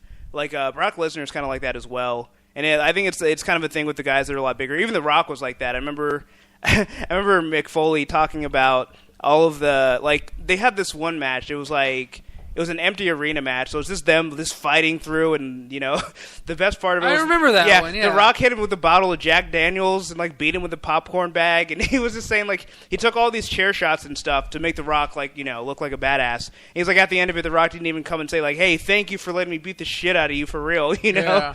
But I guess Batista's thanks for letting me get all my roid rage out on you. Yeah, thanks for letting me go. I'm gonna go do these milk commercials in a few years and look like the most endearing dad ever. Thanks for letting me go Pain and Gain on your face. But so I guess Batista's just really stiff when he does moves. So I guess they don't have a lot of give. So instead, their necks do.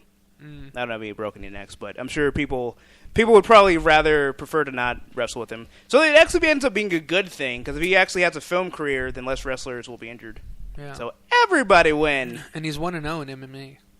Oh, that's right. I forgot he. Oh, God. Was it like War MMA or something like that? Some weird I don't even know if that promotion exists anymore. War MMA was like Nick Diaz's one shot. Oh, okay. Well, that's probably why it stood out. I want to say it might have been 1FC or something, but I don't think it was. I don't think it was even a B level promotion like 1FC. I don't remember because I think he fought the guy. What was the guy's name? The guy who was the strongest man in the world at the time. Who knows? I can't remember. But anyway, yeah, so want to know. Like a freak show fight kind of thing? Yeah, pretty much. Dude, he should totally... I guess if he's want to know, he should fight the Green Ranger / the White Ranger. Oh, since come on. They're both completely different They're weight both classes. undefeated. One's Jason Drax the David Destroyer and one's the Green Ranger, man. That's going to put butts in seats. Jason David Frank. They're both Oh, green. Jason David Frank, yeah, exactly. What did he say? I said Green Ranger, which is what his name is. He is Tommy the Green Ranger. Not to be confused with Tommy from Third Rock from the Sun, because that's JGL. Casey says not long before he left, again, he injured Dolph Ziggler as Dolph meant to do a dive and kick him, but he moved when he wasn't meant to, and Dolph completely wrecked his leg. So, having a wrecked leg, I can definitely empathize with that. I think it sounds more like Batista's just like a huge troll. that also wouldn't Like surprise he just me. slightly moves, like, my leg. He's like, oh, hey, sorry, bro. Yeah, he's like, oh, And sorry. then like the you mad face. Yeah. You bad, bro? Yeah, that wouldn't surprise me. So apparently Star Wars Episode 7 has got a new cast member by the name of Christina Chong. And she is... Okay, so I was trying to figure out what she's been in. So she's obviously had minor roles in shows such as Doctor Who, Johnny English Reborn, Black Mirror. It says the Madonna film We. But most importantly, she's recently had a run as a CIA agent in 24 Live Another Day. You know what's funny? Because I still don't know who she is, even having watched 24 Live Another Day. So she must have been like the CIA agent that was like filling out paperwork or something while Jack Bauer was stabbing somebody. But, I mean, either way, it's good. I mean, first of all, it's good that they have more diversity in the cast. I honestly don't know what her actual acting chops are or how big of a character she'll be in the movie. But, I don't know. It'd be cool if she was like a Jedi. Is it Chong or Chung? Chong. Chong? Like Cheech and Chong. Oh. So her performance will be up in smoke. So, I don't know. I'm kind of excited. Star Wars is not exactly in the same vein as Fantastic Four, where it's like I'm not just like all and out excited for Star Wars, but I'm very curious to see what they're going to do. I don't know, because I'm not the biggest Star Wars fan, but obviously it's like they would have to try real hard to be worse than the prequels. Like, they would have to make a deliberate attempt to make it as bad. So, I don't know. J.J. Abrams did the Star Trek movies pretty much as Star Wars movies, so like those, it'll be hard to not like Star Wars as well. So, I don't know. I'm pretty excited. What do you guys think? For the Star Wars film? Yeah. I'm not that big of a Star Wars fan. But like, Abrams, honestly, I don't even know why you brought that bullshit up. Hey, lens flare, bro. I think that's Star Trek. Yeah, I know, but it's the same director. He loves lens flare. Well, I thought he was just producing. I didn't know he was directing. No, he's directing. He's got lens flare in his breakfast cereal. He's got to eat it with shades Who's on. Kate Beckinsale's husband, the director? Guy who directed Total Recall? Arnold. Yeah, him. I don't know who directed Total Recall. I just know Arnold was in it. Well, he's like a famous director. That's all I need to know. He did the Underworld movies. Oh, I don't know. Fuck, dude. I only saw the first Underworld movie. I should have just left IMDb open. Len Wiseman. Oh, yeah, I would have been guessing that all day. He's like a big lens flare dude. Oh, is he? Yeah, and Total Recall. You remember that bullshit? I was talking about it like a week or two ago on the podcast. Oh, the new the Total remake. Recall. Yeah. Okay, I haven't seen that garbage. bother with the remake. It's so like I really wanted to like Colin Farrell in it. Like he wasn't bad. The thing is, he's not the worst part of that movie. He's not even a bad part of that movie. Yeah, he's quite good. Like I think Kate Beckinsale kind of ruins it because she can't act. I quickly realized that. I've never really seen a Kate Beckinsale. I just knew she existed and she was attractive. But she cannot act. You don't think she was great in Adam Sandler's Click? I never saw that bullshit movie. I don't watch Adam Sandler films. What about in Underworld? She was good. To me, Adam Sandler's still dead with Chris Farley. Like that's when they were good. Like to me, I would call that documentary like When We Were Kings. You know, that probably would have been better for Adam Sandler's career had he died instead of Chris Farley. And then we wouldn't have to. I wouldn't have to look at Don't Mess with the Zohan at Redbox every time I'm trying to flip through and find a movie. You know what made me sad is Adam Sandler's coming out with the new movie that Peter Dinklage is in. It's like he has all this respect for Game of Thrones, and then you're going to be in an Adam Sandler movie? Yeah. I mean, I'm sure it's a paycheck, but still, it hurt my heart. Yeah, you talking about Pixels? Yeah. I also don't want Adam Sandler anywhere near video games. That's going to ruin them for me too. Yeah, because they're just going to be about like pinball. Pinball games and Atari games. It's just going to be him just making a stupid voice the whole time. Never played the video games. I have a controller. Continue with the show. I enjoy Adam Sandler.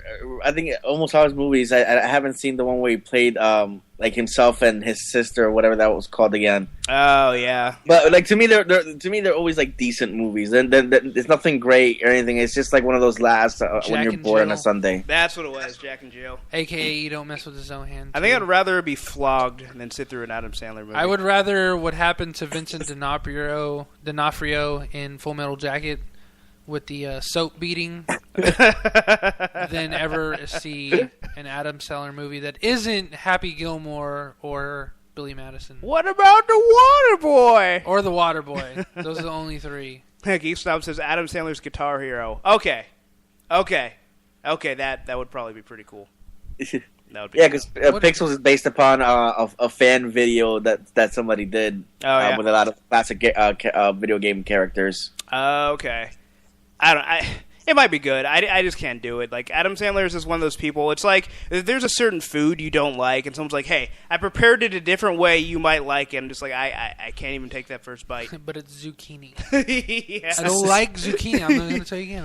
I don't like zucchini. Yeah, it's like how people make zucchini spaghetti, which is supposed to be really delicious, but it's still zucchini. Dude, zucchini and bread? Hibiki makes a killer zucchini bread. Like a banana nut bread, but with like zucchini. Delicious. So and it's healthy. Yeah. And I even use it with like a strawberry butter spread. Yeah, I posted the link to the Pixels trailer in the chat. No. Well, thanks. Well, I will at least give it a chance and check it out. No. Let us know. Seven says, "What about Grown Ups?" I didn't see Grown Ups. What about Grown Ups? Is that the one? What about Grown Ups? Is that the one with that dude? That I'm not gonna lie. I've seen Grown Ups like twice. I don't even know you. Fucking hate it. The only funny part had nothing to do with the people that I grew up laughing with. Oh God! It was they were at a water park, I believe. Yeah, I'm looking at it. It was all the females, and then this like big buff like hunky dude comes up to them, and then he's like Canadian. He's got a really high pitched voice. That was the only scene I laughed at because it was genuinely funny. And they were laughing too, so I knew it was funny. You didn't think Paul Blart was funny? No. I'm trying to think of like a movie that Chris Rock... I think you can only get so far at making fun of your own weight. Yeah. Before it's just kind of like, that's just fucking sad. Hey, but he's fluffy.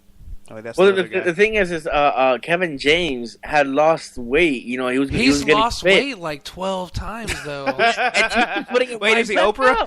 Yeah. He goes up. Like, have you seen? No, go ahead. No, I was gonna say it was just like with Joe Quesada, because like a couple of years ago or a few years ago, Joe Quesada lost weight. I mean, the guy was finally fit. He was in better shape, and he puts everything right back up. Right back. Yeah, I saw Colbert. He actually looked. He lost some back, but he didn't look as skinny as he was when I saw him at Comic-Con like 3 or 4 years ago. Yeah. Like when Phase 1 was like barely in effect. Like back in, what was that, like 08? And I think he was at his... To me, that seemed like he was at his skinniest, because I was like, damn! That dude is skinny! The last time I saw him... Yeah, because I remember reading an interview with him. They had a picture of him about Civil War, and he was a big dude. And then I saw him, I was like, that's not Joe Quesada. That's not what he... I mean, that looks like him. That might be his younger brother, Jim, or something. Yeah, Jim Quesada. Yeah. Jimmy lowercase q. A little Q. So I looked up Batista. So he fought in CES MMA, Real Pain. Real Pain. So yeah, an organization so small. I don't even know if they even had any other. I told you it was a freaking dive MMA promotion. And he fought a guy named Vince Lucero, who's 22 and 25. So he had his work cut out for him. So I guess it wasn't the world's strongest man. No, I can't remember what that guy's name was, but it's still pretty impressive. I mean, granted, the guy's not a good fighter that he fought against, but the guy had like 40 more fights than he had. He was at least a lot more experienced at losing. Oh! But I mean, that doesn't change the fact that he's still a can. But even so, I don't know. I think that's still you get like a quarter of a gold star for that. Yeah, like it counts for something. I guess. I mean, you can't cash it in for redeemable points, but you do get store credit. In-store credit? Yeah, in-store credit. So, are they transferable online? Yes. Okay. But only on weekdays. After 2 p.m. Yeah, only after 2 p.m. when the moon is highest in the sky. And you're at work. Yeah. Anyway, so we got another topic.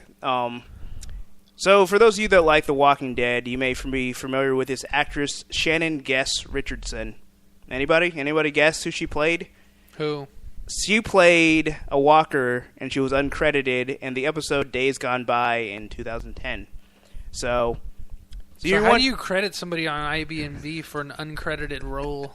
I don't know. How does that work? I guess they're uncredited. Like, do they need to provide proof of a paycheck to IMDb? Like, look, I got paid for that 2 hours. They have like a photo with him with the cast, and the cast writing on the photo. She actually was here, and she was paid X amount of money. She was paid $50 for 2 hours, but to be fair, she was on set for 10 hours doing nothing before we finally shot. So we only gave her half of the cookie that she was supposed to be paid. Yeah. So I just think it's funny. So the title of the article is Walking Dead Actress. And it's like, so I'm thinking like, okay, who did she play? Was she an important character? I thought it was like one of the big like actresses, like the girl who plays Maggie's sister. Oh, Beth. Yeah, I thought it was somebody like that. Like that girl? Like that's immediately who I thought.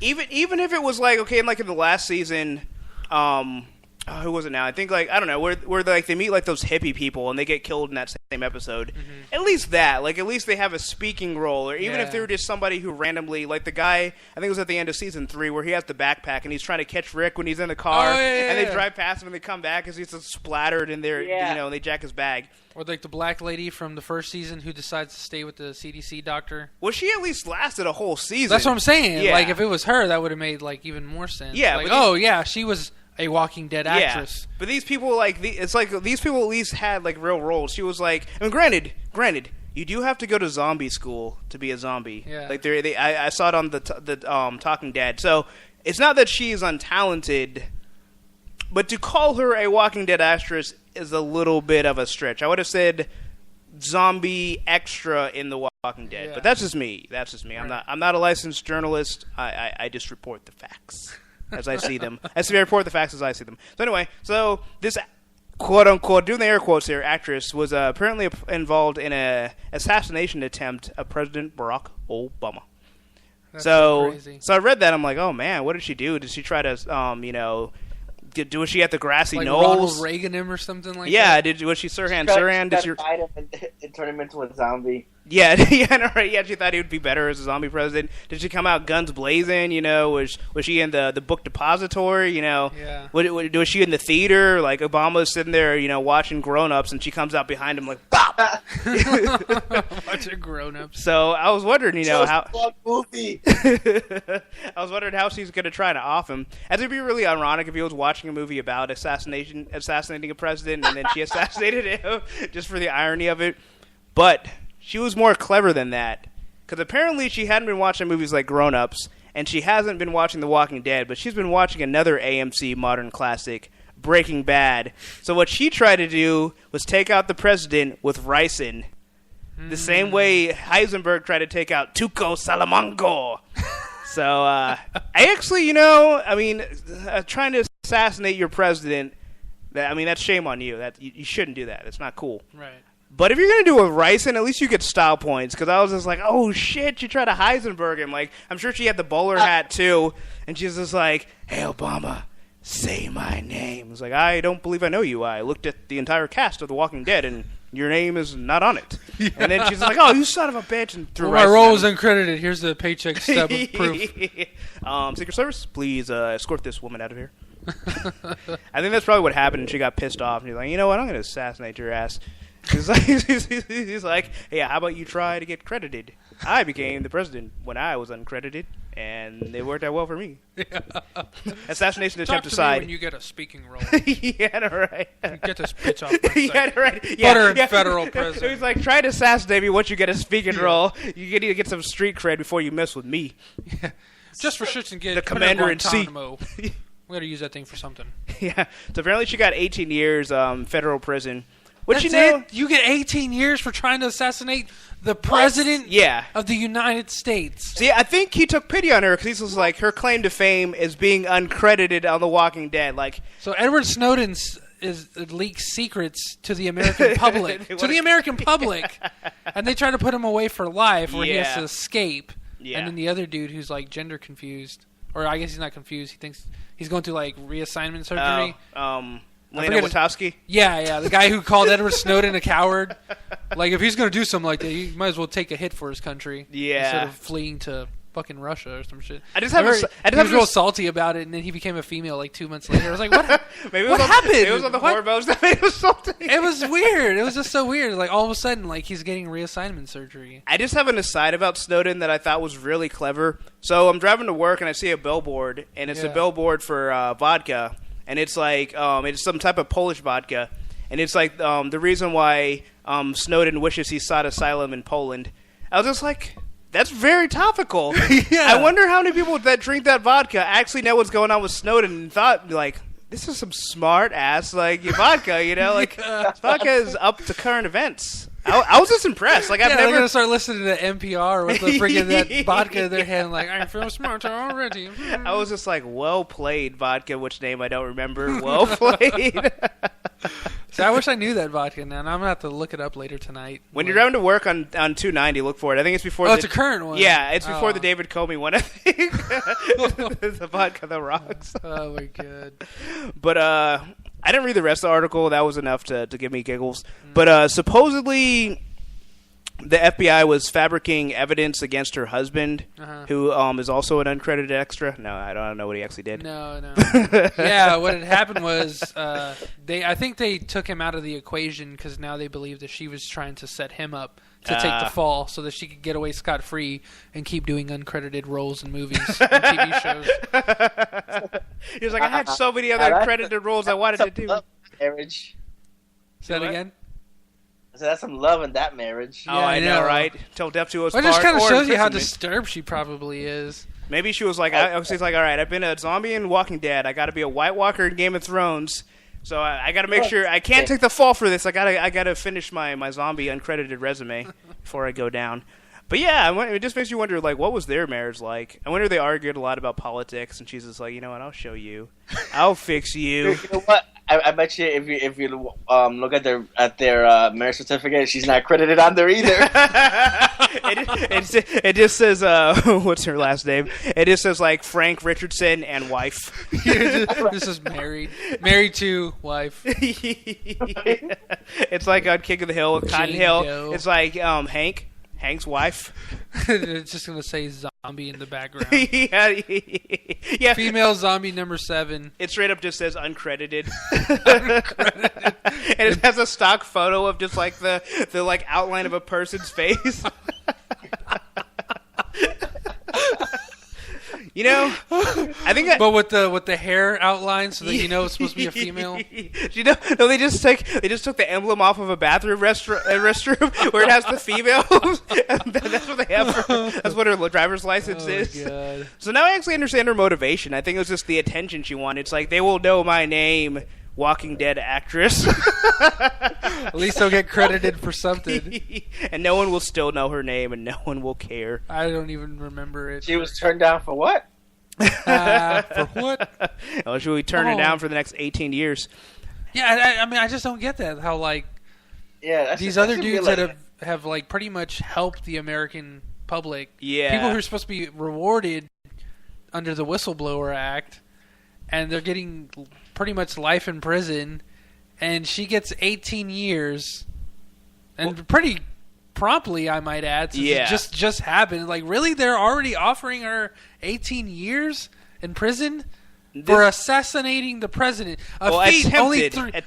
A feat. Well, okay, yeah. But a feat that only 3 people have succeeded in. Yeah. Like, that's how serious I think this crime is. Okay, but think of it this way. When you think of the sentencing, so when Snowden leaks documents, it makes the government look bad, and it makes them vulnerable. When she fails to assassinate the president, they can get more money for more security apparatuses. It makes him look like ballers. Like, yeah, I got ricin in my beans. and rocks. And look, I'm still standing. I'm still strong. Obama, another 4 years. So it's like, I think if anything, it just like it helps him. We're putting the third term back into yeah, play exactly. Here. He's like, I'm taking the third term. I got rice and rocks in my beans. Like, I think I deserve another 4 years, y'all. So I don't know. God. I think in that regard, I can see why they gave her more of a slap on the wrist. Like, he probably came to her cell, looking all smug, like, nice try, bitch. But you're messing with it with the O to the B. Well, at least you remember my name. He was like, I don't know what your name is, and he just walks away. He's like, no, the last. He's like, I was like, at least you remember my name. Yeah, I checked IMDb, uncredited, and she's like, no. Yeah, I'm gonna get you, Obama, if it's the last thing I do. Yeah, he just does this real like smooth about face and then leaves. Yeah. No, Gentlemen, ready the plane. We're going to Amsterdam. Better yet, she's all yelling at him, and she's like, "You remember my name? How dare you don't remember?" And then the Secret Service puts on his glasses for him, and he's just like, "Deal with it." And they cue the music, and instead of flying off at Air Force One, he's just on a freaking helicarrier flying off. It's like the presidential team, but it's like a rap version with Nelly singing. Yeah, with Vanilla Ice on the hook. There you go. Too cool. Maybe they were impressed that she tried, like something Heisenberg level. Like, okay, we'll give you props for that at least. Yeah, right. He's like, next time use an old man with a bell. You have a lot better results. He's like, and if you paid attention to the episode, he didn't succeed in killing him with the ricin. So, watch the whole series. He killed a child. You could have killed a child. Do you understand this? Well, actually, that was from the flower. That was in New Mexico. It was actually ricin. I didn't watch the whole thing. Actually, he did kill some people with ricin in the very end. He killed the one chick that was like his supplier for the methylamine. Yeah, the lady with the cigarettes. Yeah. I saw that episode. Yeah. With her Splenda. And she's like, oh, well, like, Splenda kills. Hanging up the phone. Yeah, sending like maybe an inadvertent message like, oh my God, like, I'm surprised Splenda didn't come out. Like, our sales have dropped so badly. People fucking hate us. Splenda will not apologize for it, Splenda. They think Walter White's working with us. Yeah, he's all in the back. But they don't know that's true. That's the implications.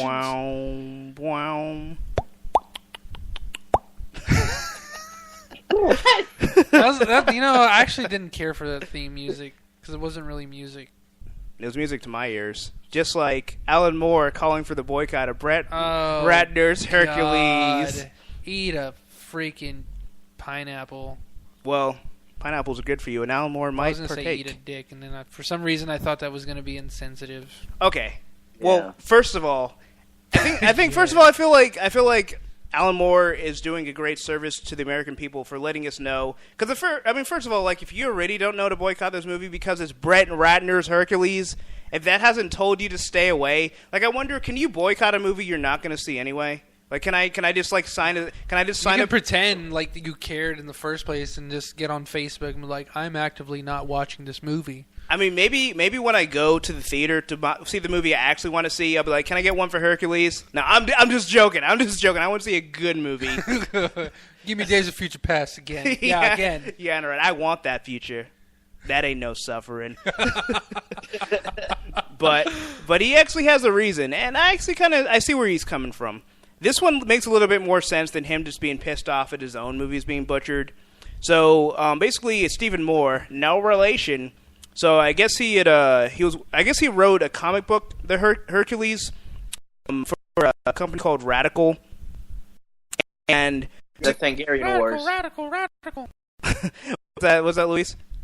Yeah, Stephen Moore wrote Hercules, the Thangarian Wars, which is what the movie is based off of. Okay, yeah. So basically, the movie is based off of that, and Stephen Moore was pulling an Alan Moore, and he's like, look.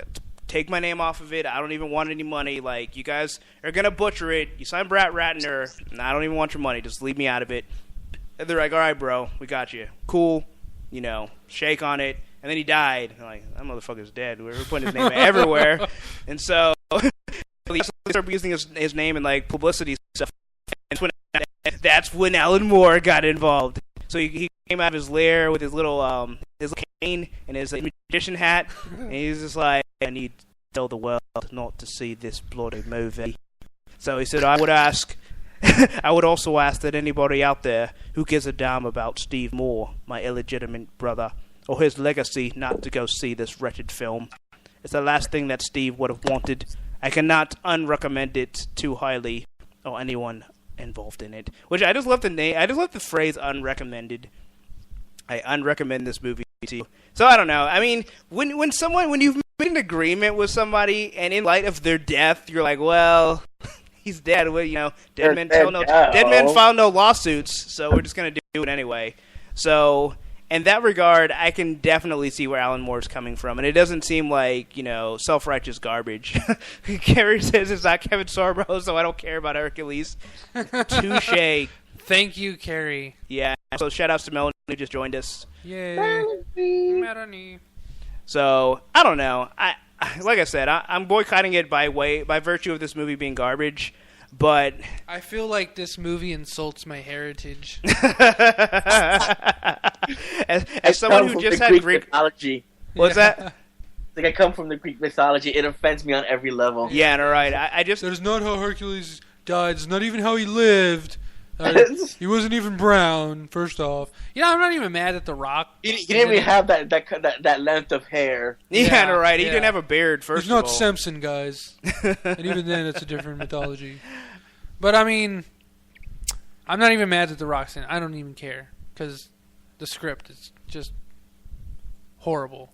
Like they do the whole... If they're not doing the 12 labors, like Ace had said a couple podcasts ago, if they're not doing like the 12 labors of Hercules... Like he kills his own family. Yeah. To marry some other lady. See, the thing that I thought sucked is I thought, originally when it was announced, I was excited. I was like, The Rock, perfect for Hercules. Yeah. And they had, I think they had, they did have the labors, because I remember he kills the lion. And I'm like, the median lion, yeah. And I'm like, that's awesome. So I'm thinking like, okay, they're going to do a little bit more of a straightforward... Legend says he also didn't have straight white teeth either. Yeah. He had wooden teeth like good old, Washington. But it's like, I was thinking, okay, this is actually gonna, because they made the other Hercules movie last year. So I'm like, okay, here comes the good one. Yeah, here comes I think the other one like straight to DVD or something, kind of like the other Greek movie. Oh, with Jon Snow. Oh no, God. What was it called now? The city that was linked Pompeii. Pompeii. Freaking Pompeii. Dude, I was like, wondering when that movie's gonna hit theaters, and I'm sitting there getting like the Raid 2. This is like last week, I think. And I see it there. No, it was way before that, actually. Yeah, and I saw it was like, Pompeii's already in... when did it hit the theaters? Okay. I don't understand this. So I actually have to recommend Pompeii. No. For this reason. If you like Jack Bauer and you like Kiefer Sutherland, and you want to see him in his worst performance ever, it's so bad you can't look away. Like, he's doing this terrible accent, and it just literally seems like he walked on set... And he didn't even read the script, and they were just like he was in the area that day, like at a cafe, and like, hey, Kiefer Sutherland, you want some money to be in this movie real quick? And he's just like, damn it, yeah. He's just like, I'm doing pretty well with my 24 money, but he's like, come on, I'll be your friend. He's just like, don't you want Pompeii paper? He was like, hey, I saw your movie Dark City, and he's just like, okay, you're a real fan, you're not gonna screw me. Yeah. And then he looks at the script. Damn it! But he already signed the contract. He's like, all right. He's reaching for the contract, and they slip it off the table. No, take back. Yeah, right. But no, it is awful. Not even the combined power of Jon Snow and Jack Bauer. And Mr. Echo. Yeah, Jon Snow, Jack Bauer, and Mr. Echo. Not even they can save this garbage movie. I mean, the fact that a volcano just destroys everyone, like, they should have started with that. It should have just been, they do an opening scene, volcano kills everyone, the end. And it would have been an infinitely better movie. But no, you should see it just to see how bad it is. I watched part of it, and it was comical in how awful Kiefer Sutherland was. Because I had heard a review, and I heard they said he was terrible. I'm like, it can't be that bad. I've seen him in Jack Bauer. He's Jack Bauer, and I've even seen him in non-Jack Bauer roles, and he was fantastic. Like, you can't regress that badly, but you can. And he did. Did you really? I mean, did you Redbox it, or did you... I watched it at work. Via flash drive. And our Pirate Bay. Well, is it worth like the $1.50 at Redbox? Because I think I'm going to go tomorrow and get the Raid 2 again. Uh-huh. I tried to record it with my Oh, that stupid recorder thing. Yeah. But the audio didn't sync properly. Oh, okay. So I'm gonna go back and try it all over again. I don't know if it's even worth $1. I think when it gets to Netflix and you just want to just watch it for you're technically already paying for it. Well, yeah, exactly. Yeah. I mean, once you literally don't have to spend any additional money, I would watch it for as long as you can stand before you go and watch something else better. Gotcha. Yeah, it's only worth watching because it's just like, wow, Jack Bauer, like the world would not be saved with this incarnation of Kiefer Sutherland. Right, it's pitiful. But but as an actual movie to watch to enjoy, it's as awful as you think it is, if not worse. So, and that really sucks for Kit Harington. It's like, hey, I've launched from this platform of Game of Thrones. I can be a serious actor now, and he gets Pompeii. You know, Jamie Lannister. He's in I think it's called the Other Girl. I mean, it's good if you like chick flicks. Yeah. Which I don't, so I thought it was terrible. Well, I like the actor Jamie Lannister. He was also in that Mama horror movie. Oh, okay. I haven't seen that one. That movie sucked. Balls, dude. It was terrible. Maybe it's the game. People are like, "Oh, this is good." Like, dude, I was like, I don't even care for horror movies. Yeah. But this movie's the reason why I don't watch horror movies. Yeah. It's so freaking bad. Well, I also don't watch them because I don't like torture porn. But yeah, that movie sucked. The whole, I don't even want to get into it. It's giving me a headache already. It's like a Jesse Eisenberg headache. But he was like, I felt like he could have been good, and they keep like, literally, what are those things called? What was that wrestler's name? Booker T's brother? Oh, Stevie Ray? When he had the slapjack? The slapjack, yes.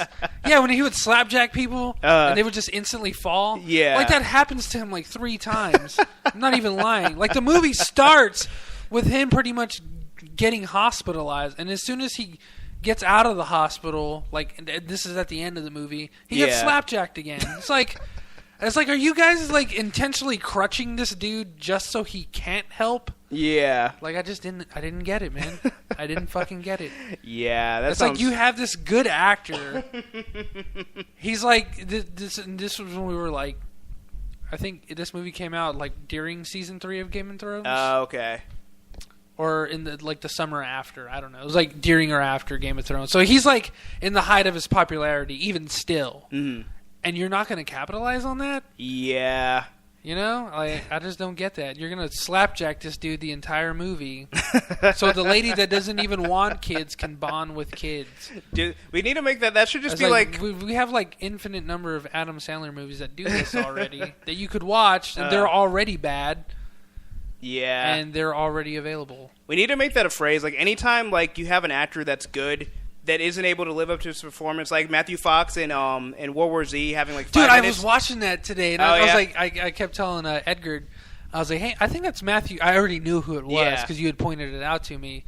I was like, I think that's Matthew Fox, like from Lost. I was like, yeah, that's him. He was like, no, I don't think that's him. I was like, I'm pretty sure that's Matthew Fox, dude. And he was like, no, I don't think so. All right, whatever. Read the credits. Yeah. I was like, yeah, whatever. But we didn't get to finish it, but yeah, but it's like he totally got slapjacked. Yeah, like, he's like, oh man, he's finally gonna get a chance to shine. Nope, completely his whole because he was supposed to have a whole big part in there. Yeah, with Brad Pitt's wife, and just completely edited out. But okay, well before we continue, Casey says she's headed out to get some sleep, so she's not a complete zombie for tomorrow. So she says good night. Try and pop in again next week. Bye, she can't get enough of Pit War. So yeah, good night, Casey. Thanks for joining us. Try not to slapjack anybody or power bomb them through a table, unless of course they deserve it. And in that case, make sure they go in the timeout afterwards, and no treats. Yeah. So yeah. So I don't know. It feels like it's like a curse of. Geek Snob is going too. Okay. Well, adios, Geek Snob, if you are indeed leaving as well. So.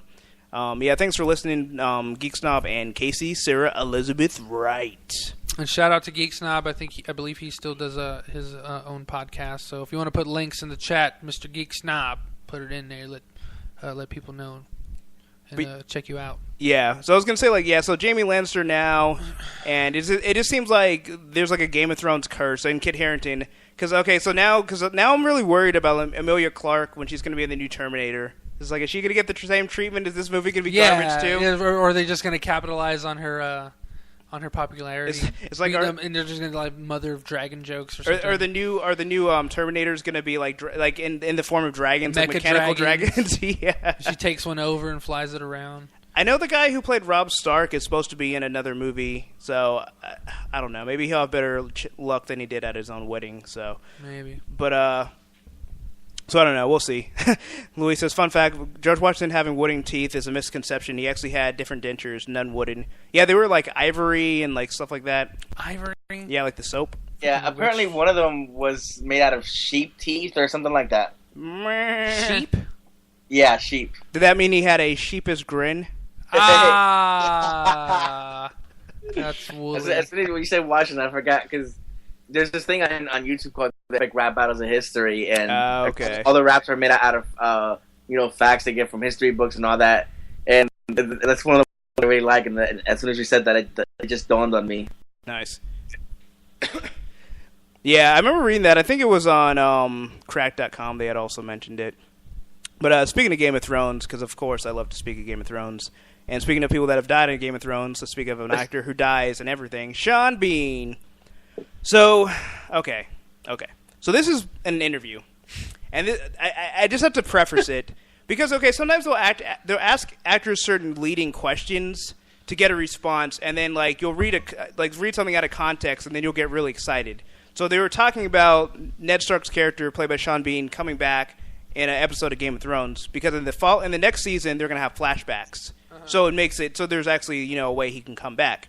And so they asked him, and he was like, "Oh, he was really excited." He's like, "Hell yeah, I'd come back. Like that would be really awesome." He's like, I mean, so it depends on what the role would be. Like if he's just standing there headless, he's not gonna be too happy with that. But if he can actually, I mean, it also would be his first appearance not dying. So, he seemed like he was really psyched for it. But it wasn't. Does it matter that his character's post-mortem? I don't think that counts. We'll put an asterisk next to it. That's the closest he's going to get to living, besides his series that he's filming, assuming he doesn't die in that one. Eventually. Yeah, that's how they're going to end it. I think after 4 seasons, it becomes null and void after 4 seasons. Yeah. So we'll see. But I don't know. I really love to see him come back in some capacity. There isn't anything in the books where I can think of where he would come back, but that doesn't really stop the show creators. They obviously can add whatever scenes they want. So what was the question? The question was, since you're almost done shooting Legends, which I assume that's his show. Yeah. It says that might mean you have a window in your schedule if Game of Thrones needs you back. There are flashbacks that could be that they could be doing for season 5. ... And then it says, excited. Are they really? He's like, could be wrong. I think they might show some flashbacks via Bran's connection with the Heart Tree. And he's like, oh, yeah, I'm his father. So that would be great fun. Just to go back for a while. It'd be such fun to do. It would be great. It would be bizarre, but it would be great. So I guess if they're going to do flashbacks, then, yeah. So, he seems pretty hype. I don't know why he's an Aussie all of a sudden. He's the crocodile hunter. I don't know. I can't do his voice. Mm-hmm. But I don't know. I think it would be awesome. Carrie Fix says, I hope the show doesn't turn away from the book. Well, anything beyond season 2, they kind of already have. Like, they've killed characters that shouldn't be dead, and vice versa. They've already strayed. Like, they've already pulled that thread, and I don't think there's any going back. But, I mean, obviously, they've said, like, the books are more of a guide, and they're trying to stick with it for the most part, but it doesn't seem like, they want to take their own liberties and, and get that accent. Yeah. So what you're saying is that they can't sew back together the loose threads. Oh. Nope, they're going to use those loose threads to chop their ear off and become Van Gogh. For those just joining us, we had a pretty gruesome story about a guy in jail tying his earlobes off and them just kind of falling off. So you're saying the inmate was trying to tie what off? Something Tywin Lannister. Okay, so we have another topic. So I believe Luis sent this to me, or was that you, Jay? No, it was you, Jay. Yeah. And the thread that these are like ones that are just coming in that I'm seeing. Okay, so so breaking news: Jada Pinkett Smith is going to show off her dark side on Gotham as Jaden Smith's cameo request. So I guess Jaden Smith is good for something. His existence has made something good. So Jada Pinkett Smith is going to be the underworld character Fish Mooney in Fox's Gotham. So I guess she'll do something kind of cool. I don't know. I honestly haven't seen her in a movie since Matrix Reloaded, which doesn't exist because there are no Matrix sequels. So I can't really tell how excited I'm going to be about being in this movie. Panned out. For the show? Did you what? You mean the show? Well, I haven't seen the show yet. But, yeah, because I don't know. Isn't her character in Gotham supposed to be somebody that already exists in the comics? I've never heard of her character before. I have also not heard of her character. It's just kind of weird because they said that she's gonna. I don't know. I don't get how she's just gonna have a cameo. Like, what is she gonna do? Like, I think it'd be different if she was in maybe the movies and she kind of popped up in the show or something. But I don't know. It's kind of confusing for me, I guess. Like, I mean, she's a good actress, so that's cool. But I don't know what I should be excited about. Exactly. So it just seems really weird. I linked this article more because Jaden had asked her to talk to the producers about him making a cameo on the show. Oh, he wants to make a cameo. Yeah. Oh. She's an actual character on the show. Oh, okay. That she's the owner of the nightclub that one of the nightclubs that the show is going to revolve around. See, that's what happens when we So have she's like the news. Falcone of the series before Falcone ever. Okay. You know, she's like a big mafioso. But the whole thing was Jaden asked her, like, hey, see if I can be a cameo and wear my white Batman suit. Oh, God. That he wore to Kim Kardashian and Kanye West's wedding. In the words of Will Smith, oh, hell no! Hell no. I freaking hate I think he was Smith, serious. I think he's still serious. I'm sure he's dead serious. I'm also sure that he does not know how to act. And so if she's a good mom, she's going to be like, son, get back on your medicine. Dude, she should just ground him. Like, Go to your room. He should be grounded for an entire year from acting. Yeah. For trying to come up with something that ridiculous. For acting and then come back. Yeah, that should be his punishment. You have to go to acting school. He needs to live with Tim Roth for like 20 years and then come back to acting. You're being too kind, saying a year. Yeah, I think probably until like the rest of his life. How about at least until he grows into his body, where he doesn't resemble a lollipop? A sad lollipop. Yeah. Melanie says Jaden wants to be the next Justin Bieber. She did some YouTube stalking of him a while back. Like that's even more negative points on him. Says somebody has all those karate moves. Maybe they'll work in the plot.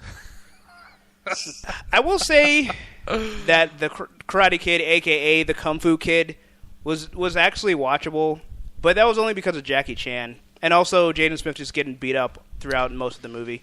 I just like how like the entirety of the article is about like her involvement on the show, and like the last paragraph is literally like, I'll tell you what, it's so funny because he did ask to make an appearance on the show in the white Batman suit. I don't think it's going to happen, but he did ask, and like that's the whole point of like. The whole article. Yeah, I understand it's clickbait. I think it was worthy this time, just because I think it's funny that Jaden Smith wants to get into the Gotham TV show, like. Dude, they could set you up as like a young Mr. Terrific or something like that. You know, just like another DC character. But no, you want to make a hilarious Batman appearance in a white Batman suit. You know what character he could play? I mean, granted, this is in the before Batman, but that character, the Scarface that has the puppet. Oh, yeah. I think he could be the weird guy with the glasses. Yeah, or he could just be a puppet. Like since this is before Batman, he's literally just a puppet that hasn't been carved.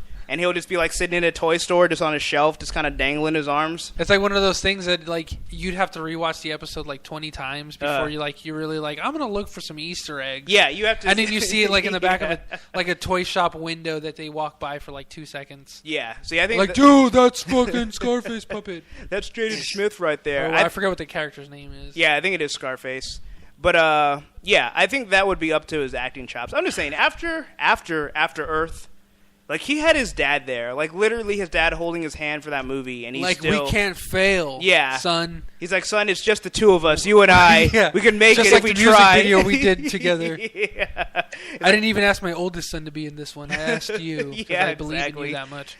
That's probably why he like died at the end. I think he died. I don't know. You're the first son of the woman I'm actually married.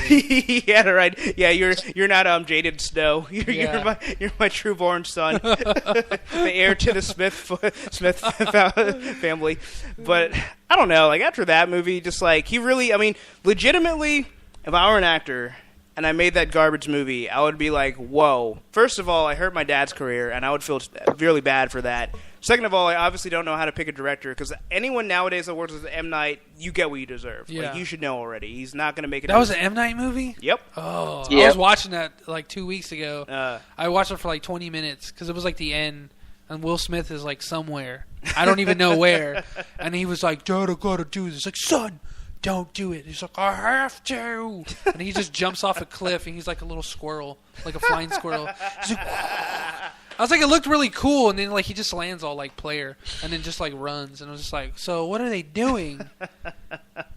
He was foraging for. And then it just didn't hold my interest anymore. Like I thought he was gonna be fighting like an eagle in the sky or something. Like that. I don't know. I didn't know what to expect. I thought there was gonna be an eagle, like a giant eagle. What about a diamond in the sky? Just the two of us. I don't know, Luis. Have you seen it? After Earth? No. Okay. Okay, so this is my whole thing about it, because I remember when the trailer came out, people were getting really excited for it. Like they were. It looked pretty good, and See, it had flying eagles in it. I knew better, because I looked at that movie and I said, okay, Will Smith. Sometimes me and Will Smith don't see eye to eye, but I'll give him his props. But I was like, okay, got Will recognize Smith. him. Yeah, real recognize real, and he looks familiar. So it's got Will Smith. It's got Jaden Smith.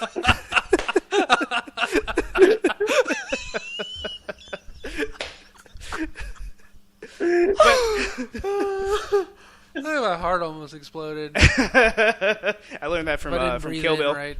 Oof. But I pretty much sized up the movie. I was like, okay, first of all, you see Will Smith in the trailer, and you think this is going to be a Will Smith movie. Yeah. I'm like, no. I know for a fact. Like, just looking at it, just looking at the way the trailer's pieced together, Will Smith is going to be the introduction. This is going to be... Yeah, he hurts his leg. Yeah, he's going to be the passing the torch to Jaden. And it's going to be is Jaden Smith. All right. It's the Crystal Skull all over again. Yeah. And like I said, he was passable in Karate Kid. I didn't even hate him. But I was like... But he's trying to pull I Am Legend. Yeah. Like, it takes... I mean... You have to be not only just a passable actor. Like, you have to be really good to hold someone's attention, being the only person in the movie. You know, like Will Smith's done it and Tom Hanks has done it. You have to be at least a certain caliber. And Jaden Smith, like all the shit I've talked, like very few people can go from The Burbs to Forrest Gump. Like yeah, Tom Hanks. And you know, and obviously I'm making fun of Jaden Smith, but legit, like. He's not at that level. Like, he's still a fledgling in his career. So I'm like, there's no way he's going to have the acting chops to carry this movie. And the rest of the movie is CGI. So on top of that, I'm like, I don't see him being able to do it. Yeah, you have to be the Prince of Bel-Air caliber to pull it off. Exactly. You got to have DJ Jazzy Jeff as your number two. And then, so you already have all this working against you being Jaden Smith. And then it's directed by M. Night Shyamalan. You can't win. Yeah. That's like having no legs in an ass-kicking contest. You're not going to win. Like, you're already handicapped. It's like shoveling dirt with a pitchfork. Yeah, exactly. It's like eating soup with a fork. Yeah. Same thing. Kind of the same thing. One's more delicious if you get it to your mouth. It's like eating beans with rocks in it. It's like watching a Bananarama tape with no tape. Exactly. Oh, man. It's like Colin Farrell trying to, be the successor to Arnold Schwarzenegger. It's not going to work. You don't have that charisma. You don't have the charisma points. Melody says... It's like Rob Liefeld actually drawing hands and feet. Yeah, exactly. It's like people giving a crap about what I'm glad works. somebody went there. Liefeld! Hey, you hear this, bud. It's like Sean Bean surviving in any movies. This doesn't happen. Yeah, it's just impossible. Just impossible. So, I don't know. So, anyway, yeah. So, I just knew that movie was going to be garbage. And him, I mean, obviously, knowing the whole article now, it's like he obviously was being silly. But I'm glad Jada just shot him down. It's like, yeah, it's not going to happen. Don't worry. I disciplined him for even bringing it up. Like, don't worry. He's under control. I am not your father. I'm not going to put you in this because you say so. Yeah, exactly. Yeah, she's the real disciplinary in the family. Like, Jaden's like, Will lets him get away with all this crappy movies. She's like, no. The Smith name will not suffer you. She's like, baby, I love you, but you ain't fucking up my TV. Yeah, exactly. So Mama makes casserole. There's a reason she don't ask you for help. If I need help, it's like if I need help bombing a Hollywood blockbuster, I'll call you, son. Okay, I'll call you for that. Yeah, see, my theory as to why Will lets him get away with it is like Will said in like a lot of interviews that like Will's father was never there for him, and that Will doesn't ever want to do that to his own kids.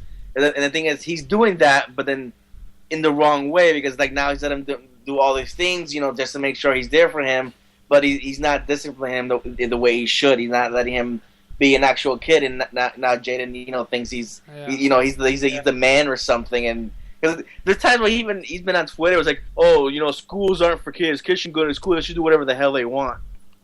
You're like, and this is a kid that Will wants to raise. If Will wants to be there for his son, he should be there every morning to drive his son to acting school. Like, son, here's your lunch. I packed it, PB&J, your favorite, some corn chips on the side. We're going to acting school. So, when I retire, the Smith name will not be sullied. So it's like he's having him fail by being there. Yeah, exactly. Yeah, he's enabling him. They don't have that self-sufficiency that he, learned himself, or I guess from his grandmama. Yeah. But they don't have what he has. Exactly. He worked hard for what he had. He literally almost came from nothing. Yeah. Yeah. And then he became the Prince of Bel-Air. Became the Prince of Bel-Air. Yo home, smell you later. That's what he needs to say to his son. Drop him off at acting school. Yo home, smell you later. What his son needs to do, he needs his own. He needs to start in TV. He's going from the puddle to the ocean. Well, and he hasn't swam in the pond yet. He didn't go to the creek. He didn't go to the river. He didn't even go to the lake. He didn't even go to Dawson's Creek. He didn't even go to Dawson's Creek. He didn't even go to Lake Placid. He went straight. He didn't even go to River Phoenix. He went straight from the puddle. Shut up. He went straight from the puddle to the beach. You don't do that. Only baby turtles can do that. Only baby turtles can do that. This is the only thing is TV acting a lot of times is up there with movie acting, so maybe he needs to start in like commercials or something. Yeah. You know where he needs to go the Brian gone? Villalobos route. Go on stage? Or whatever he's doing. You know where Jaden has gone though? Where? The River Denial. See what you did there. He's got a boat. He's got a houseboat on the river. I don't know. I think he should be with Vanilla Ice doing macaroni commercials. I think that's more speed. Velveeta. Yeah. So. Or it's just gonna be him like eating Kraft with that sad face, and then they're gonna give him Velveeta, and then he turns into Vanilla Ice. It's going to be the sequel to Pursuit of Happiness, but Pursuit of macaroni. The pursuit of the cheese for the macaroni. Carrie says, the problem with Jaden to me is that because he's the son of Will and Jada, he feels he has to be taken serious. He feels that he has. Yeah. Well, obviously, I mean, even, I don't know. I mean, them being his parents, to me, don't... I mean, you typically when you have, like, a son, okay, like Charlie Sheen, for all of his foibles, is a good actor... And a pretty decent success for Martin Sheen. But it's not because he's his son. It's because he's made a name for himself. Yeah. For better or for worse. Same thing with Emilio Estevez. Yeah. He even decided to stay with the family name. The real name. But it's like, Jaden Smith, by virtue of having two actors as parents, I mean, you would expect more of him, but he's failed to deliver, like, in every capacity. I mean, granted, he's still young. He could still end up being a good actor. Yeah. But right now, it's just like, kid, sit down. Go play with your ball. Yeah. But the grown-ups are making movies here. We're making Gotham, and especially Gotham. Don't mess with my Batman, all right? It's already suffered enough. It's already suffered Batman and Robin. It's suffered Batman Forever and Batchin. Now it will suffer. We don't need Jaden Smith stinking up the joint. So, anyway. Moving on. So, I don't know who of you are fans of the cult classic American Psycho. Yeah? Anybody? Yeah. Anybody? Huh? I saw it once. Uh-huh. And not to be all like Aqua Teen insulting, but once was enough for me. I don't know. I love that movie. It's just so deranged and disturbing, and Christian Bale is just excellent. And I don't know. I love it. But as much as I love it, it's like, what is this movie missing? We already have Christian Bale like flexing in the mirror at himself while he's having sex with two prostitutes. We have Christian Bale running naked to kill said prostitute with a chainsaw. We have Christian Bale indiscriminately shooting a guy because he asked him if he's burning the midnight oil. We have Christian Bale flipping the hell out over someone's business card because it's prettier than his. We have Christian Bale trying to shove a cat into an ATM. We have all these beautiful movie moments, and I'm thinking, what could make this better? There was not enough singing in the movie. So someone decided, hey, I think his name is Bret Easton Ellis. Or no, that's the guy who made the novel. Matt Smith, and that's the guy who starred in it. whoever the guy is, he's bringing it to Broadway, and they're gonna have American Psycho, We're the musical. going to Broadway. Yeah. I don't know. It's go ahead, Luis. No. I was just thinking that's right because I remember hearing about this about Matt Smith because he's my favorite Doctor. He's the latest Doctor Who with the 7 head. Oh, I totally know that. Okay, so it was brought to stage in London by Roberto Sarcasa or something like that. Whatever his name is. But anyway, so Which means Little House. Yep. So Robert Littlehouse. We'll call him that. That's easier. That rolls off the tongue a little bit better. But I just think it's funny because just the idea of American Psycho being a musical just tickles me. I don't know if I'll ever get a chance to actually see it like live, but to actually have that as a movie, like if they remade the movie, oh god, someone just posted a picture of Jaden Smith and it looks like his hair is going to devour his head. It's like it looks like when you see like fungus growing on I was going to say a mushroom, but that's already fungus. So I guess a tree. Maybe like on the leaves of a tree, but that's exactly what his hair looks like. You know who he should be? If he really wants to be in a superhero movie, he should be Swamp Thing. Because with that hair, I think that would be perfect. Like if he could be like Swamp Kid or something. Or Swamp Thing. He can be that that thing that Swamp Thing steps on. If they want to make other characters black, he could be like a black character. I think he could work for that. Hey, #1 pop comic, Carrot Top. But anyway, so American Psycho, like that just tickles. I would love to see that as a movie, and just for something that's as deranged and weird to be sung it lightens my heart, and it's the type of ridiculousness that I absolutely love. Blood Ocean City recently saw American Psycho on Netflix. Mr. Ocean of Blood 07. How do you feel about this amazing movie? That is amazing. Basically, I want to know, is it a great movie or the greatest movie? So you can answer that question for me. Or is it just shit? No. It's shit. No, sir. I'm afraid this is a multiple choice test. And is it After Earth good? Hey. Or is it Batman Forever good? Hey. I would take Batman Forever over After Earth. Is it Click good? At least it he actually likes Clicks. It had Alicia Silverstone in it. Irrelevant. He said he loved it and didn't expect the ending at all. Where's the Batman and Robin? Is that a bad thing? There you go. He loved it. Huh? American Psycho. Fantastic movie. And if you don't like it, I'll buy you a new chainsaw. So he's got a chainsaw on it. Huh? He's got a chainsaw in his room, signed by Christian Bale. That'd be awesome. I would love that. He revs it every now and again. Puts a Jason mask on, just laughs menacingly. That's because Christian Bale revs my engines. Blood Ocean scares me. Oh god, another one. Okay, this one's actually passable. This is Jaden Smith. Melanie just posted. Sad face? No, he's dressed kind of ridiculous. He's got like the straight bill hat. Looks like Chris Cross. This is like him when he was like 2. Yeah, and he's got like a freaking scarf and a suit jacket. It looks like the Chris Cross people. I mean, he looks. One of them committed suicide. Yeah, because he probably listened to his own music. He's just like, what the hell? The whole life was work. No, someone finally told him that his pants were on backwards, and he just couldn't stand it anymore. But yeah, Jaden Smith, he looks like an adorable kid. But obviously, I liked him in Pursuit of Happiness because he had that dope Captain America doll. That would do it. Right? Was it Sam Wilson, Captain America? No. Oh, they didn't predict the future.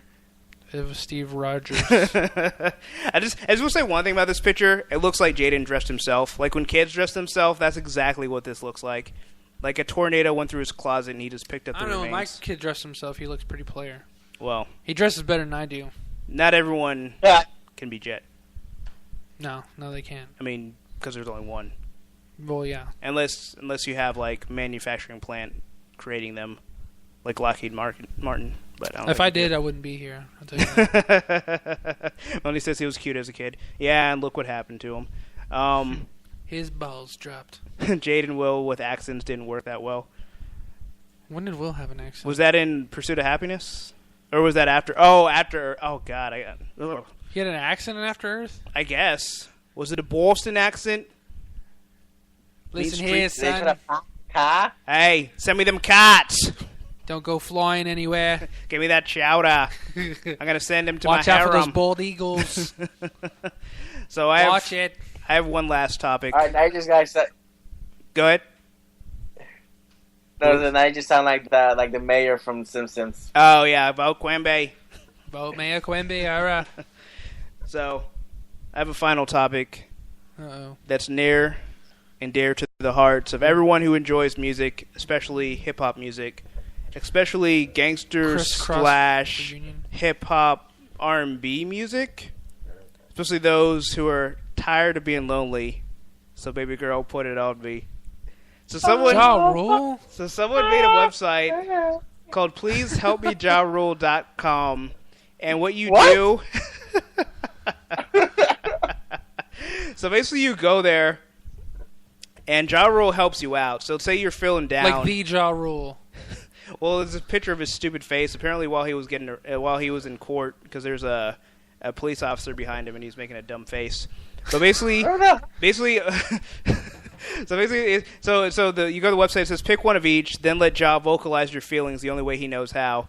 So you have two little drop down menus, and one is how thug are you feeling, and the answers are like Ja Rule in 2001, Pain is Love era, very prestigiously, Frito in the Cut, that's a scary sight, more thug than 50 at a candy shop, and why would I want to be a thug?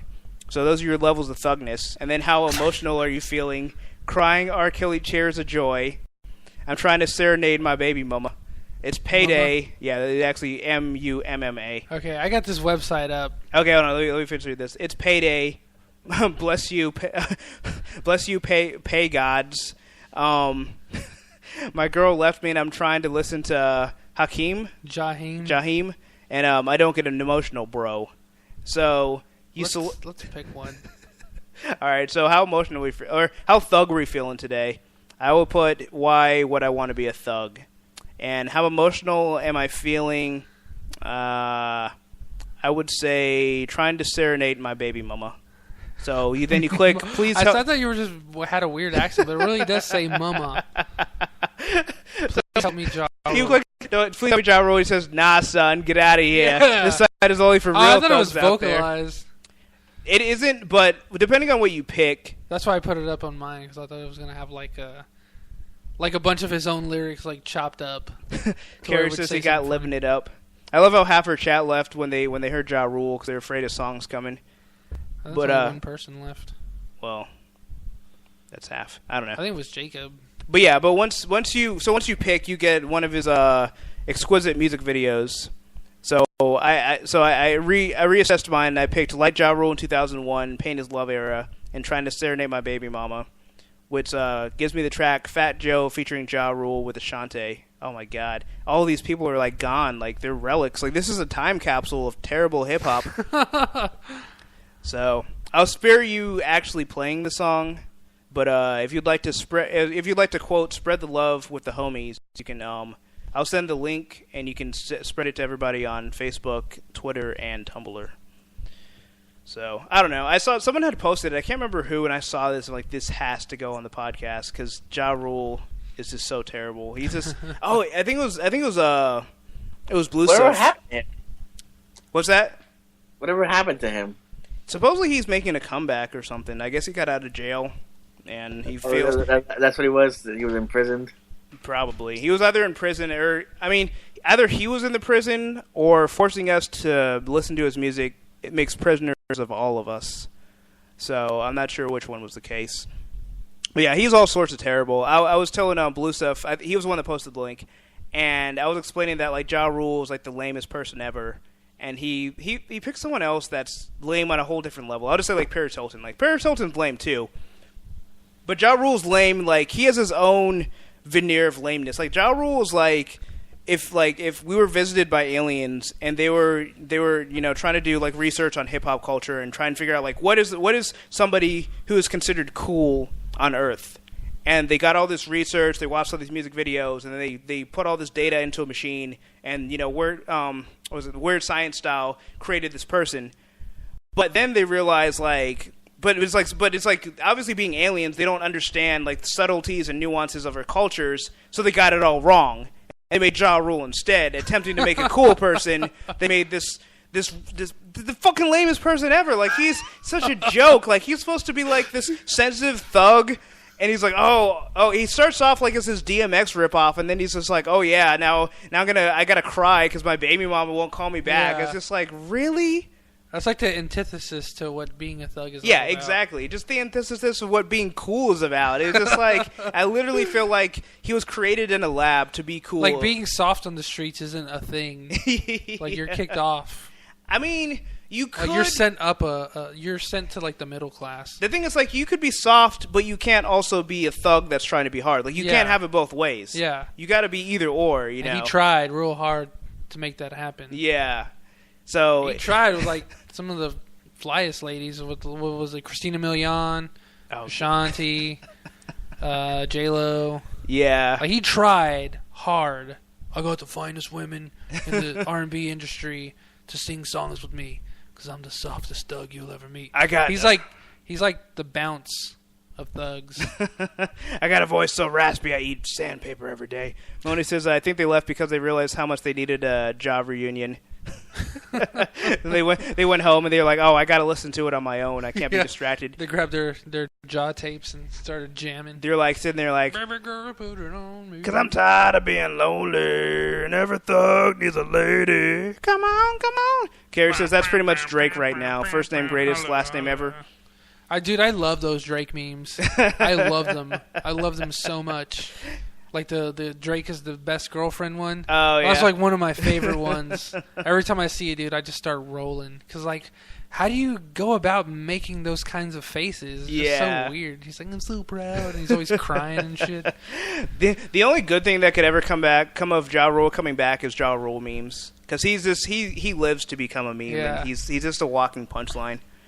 It doesn't help that, like, that mustache just, like, does nothing to, like, help his lip. It just makes it look like he got punched in the face that much harder. I seriously forgot that he had a mustache. Yeah, it's just like pencil thin. It's like, dude, just shave it. It's not helping you. I feel like he's been trying to grow it since like 99, and that's as much as he's got. Yeah. But he doesn't even so much even have a mouth. He has more of a beak. I'm hoping by 2032, it'll be up to my nostrils. When my new album drops, so will my mustache. Yeah.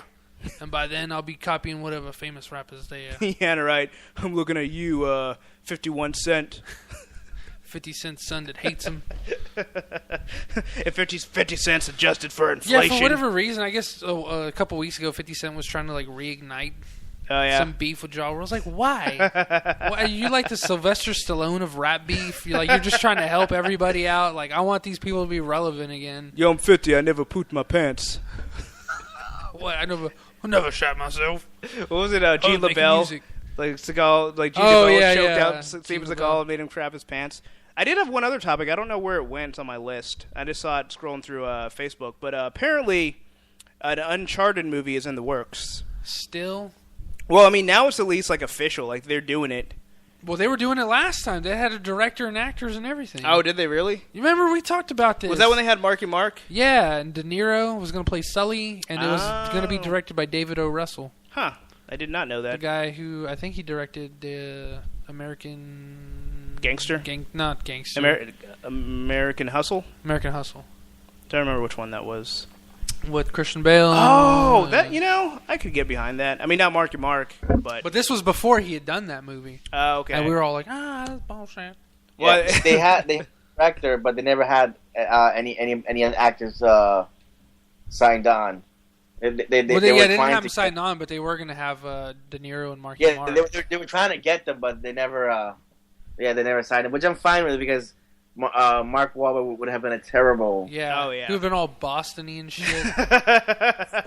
We got to find out where Marco Polo went. Oh, man. Freaking Wahlberg. Where'd he hide the artifact? So David O. Russell is the executive producer of a movie called Spanking the Monkey, so that adds credence to his resume.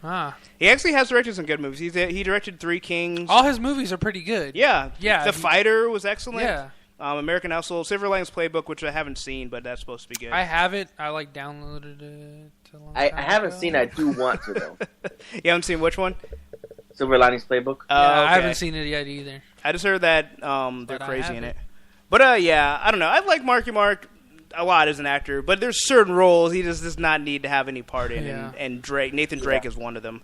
But he could probably...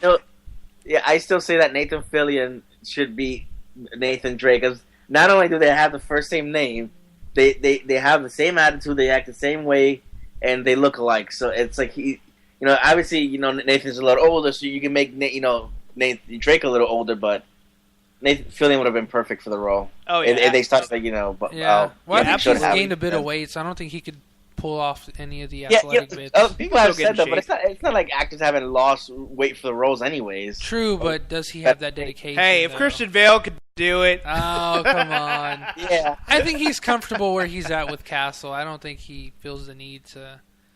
That's pretty much what he to said. gain muscle or lose weight. Even he said himself that he wants to play Nathan Drake. Well, yeah, but that was like 3 years ago, 2-3 years ago. Yeah, and his hunger's only grown stronger. Has it? Yeah. He's gotten bigger. Has his hunger not grown stronger? I hunger for more Krispy Kremes. Yeah. I don't know. I feel like if Marky Mark's going to play Nathan Drake, he should just play Drake. And honestly, I think he's too old now for Nathan Drake. Too old. If we want an actual long sustaining franchise, as the series actually is, we need a younger Drake. Maybe late 20s, early 30s. What about Liam McIntyre of Spartacus fame? I'd be down for that if he's impressionable and hilarious. Nope, but he's really good at killing people with a sword. Yeah. See, that's what I was afraid of. What about No, tell you the truth, because we've both suggested Liam McIntyre for Batman, and also Jensen Ackles. I would put Jensen Ackles in the running for Nathan Drake. Jensen Ackles, okay, the supernatural guy. Yeah, Sam talks like this. I can see him as a pretty good Nathan I'm telling Drake, you, dude, he would love it. He would love that role. He would make so much love to that role. It would have babies and sequels. He would be good in it. Trust me. I can't think of a rebuttal, so we'll go with him for now. He's good, dude. He's really good. What about Kit Harington? You know nothing, Nathan Drake. Nah. He hasn't showed me any dimension yet. He's good as Jon Snow. I like him. But Jon Snow's a very specific type of character. Yeah. And with not a whole lot of emotion. Hey, he can look confused like nobody's business. I can too. Give me a math problem to solve. Well, there you go. I can make the same face. Just put it on like Egret's face when she died, and I'd be like, "Oh, I don't know." Yeah.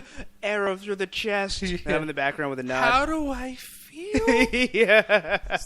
How do I deal? Oh man, that's a Love Hewitt throwback, dude. Yeah. For those who don't know what I was just referencing, Jennifer Love Hewitt, also known as the Ghost Whisperer. At one point, she was like her MMA name. Yeah. The Ghost Whisperer, Jennifer Love Hewitt, the Ghost Whisperer, standing at 5'1", weighing an astounding 95 pounds. She is 1-0 with one decent film under her belt. Or no, she'd be like 1 in 25 or something. With one draw being the television series that was actually kind of decent. I can't drink this coffee anymore. I spit back in it. That means it's more. I don't know, delicious.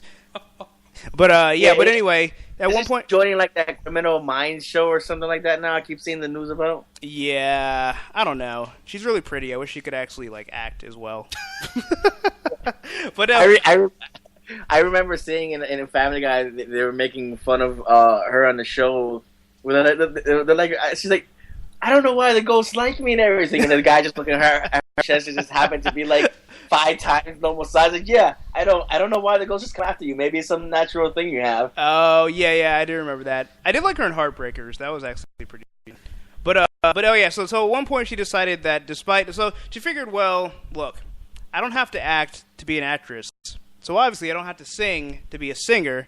So she was trying to become a pop star at one point, and she has a song. Yeah, she has a song called "How Do I Deal," and it is so awful. But what makes it so enjoyable to watch is the video. And there's this one part where she's going, "How do I deal?" And her head looks like, I don't know if you ever saw Princess Mononoke, but those little white creatures that shake their heads all crazy like a bobblehead. She pretty much does that number. And it's hilarious. I made it into a GIF, and it's beautiful. Well, now you need to find that GIF because I need to see it. All right, I have to find it and send it to you. I'm trying to find the music video so I can link it in the chat. Here we go.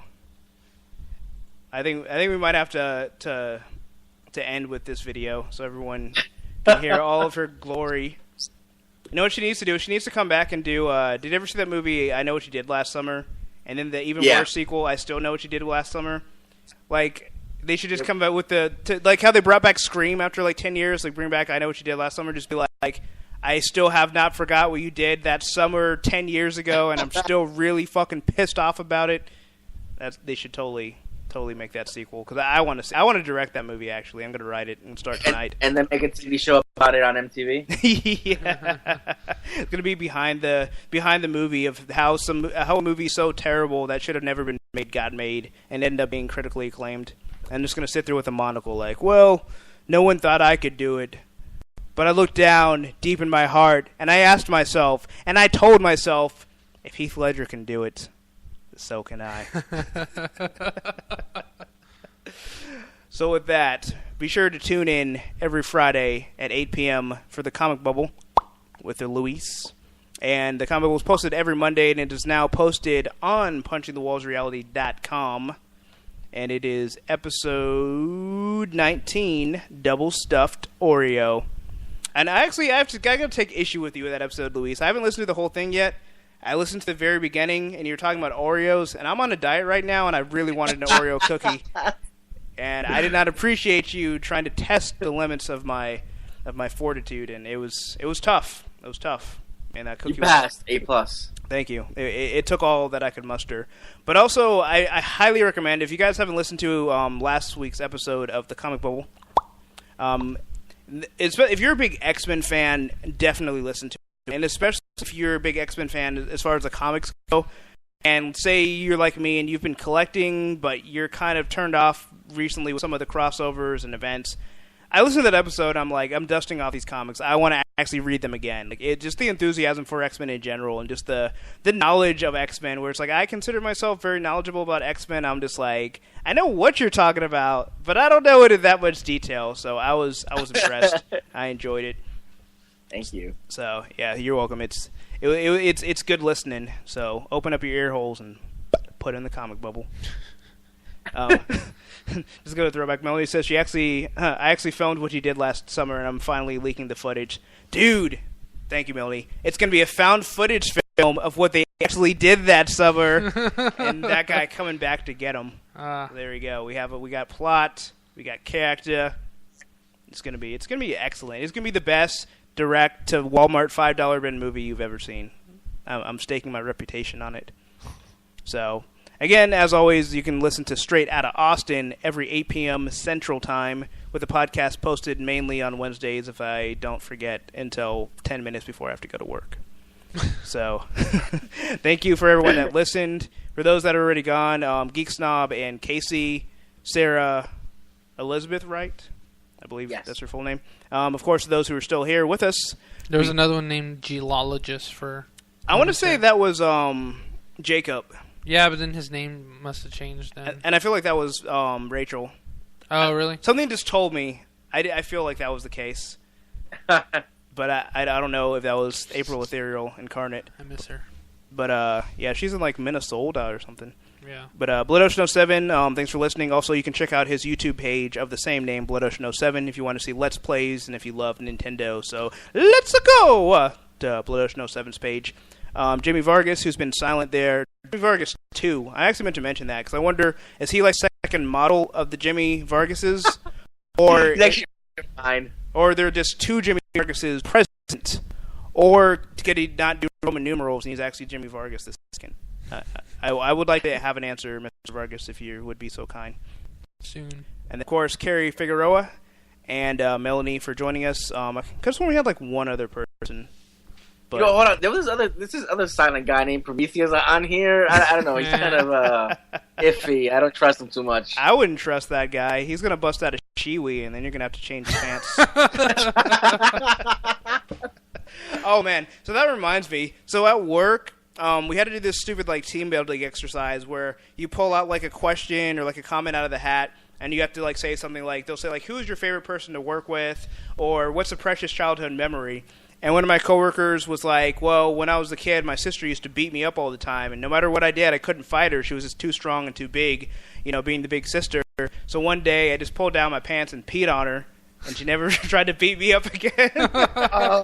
What? Yeah. Everyone was just like, what the hell? So when it came to me, I was just like, my favorite person to work with is Snyder, because I know if I ever get in a bind, he's going to pee on the person that's trying to attack me.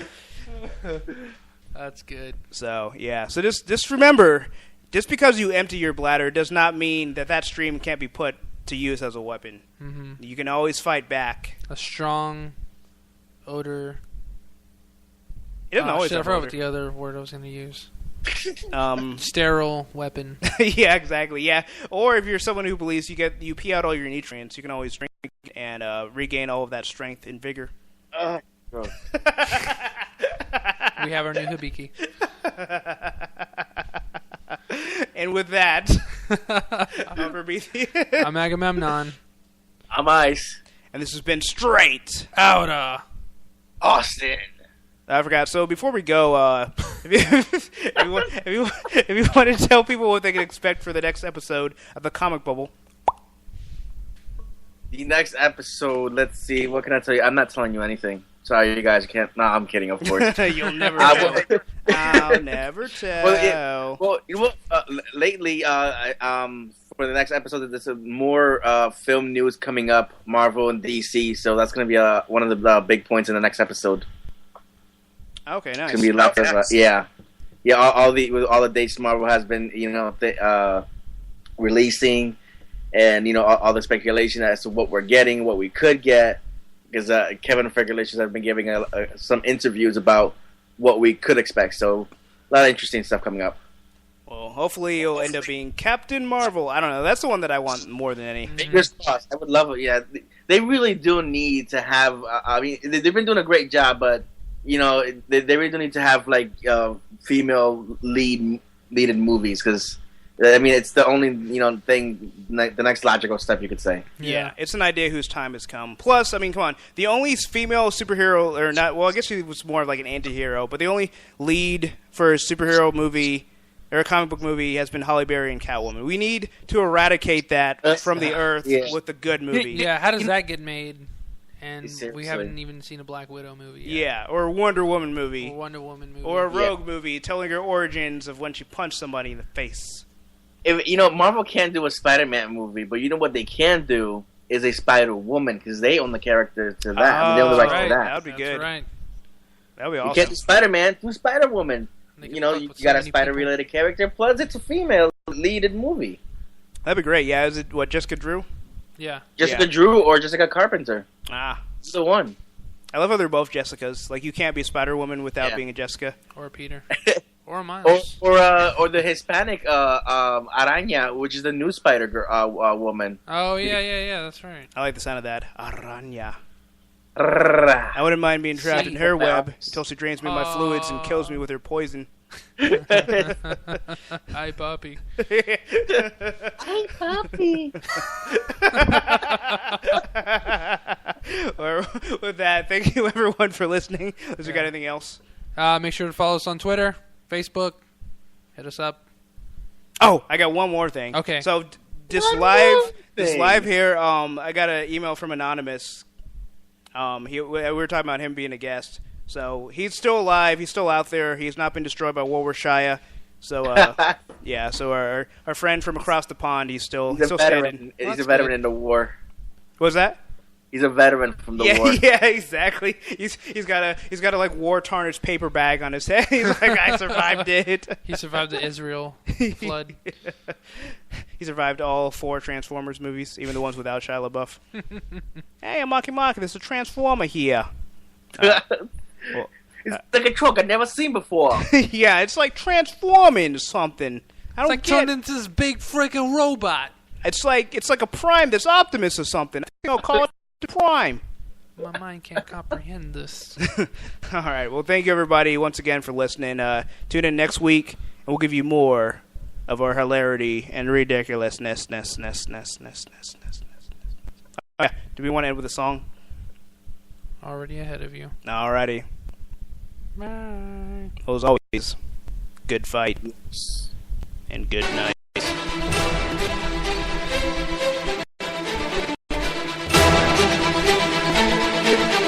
Now you want to see it. How do I deal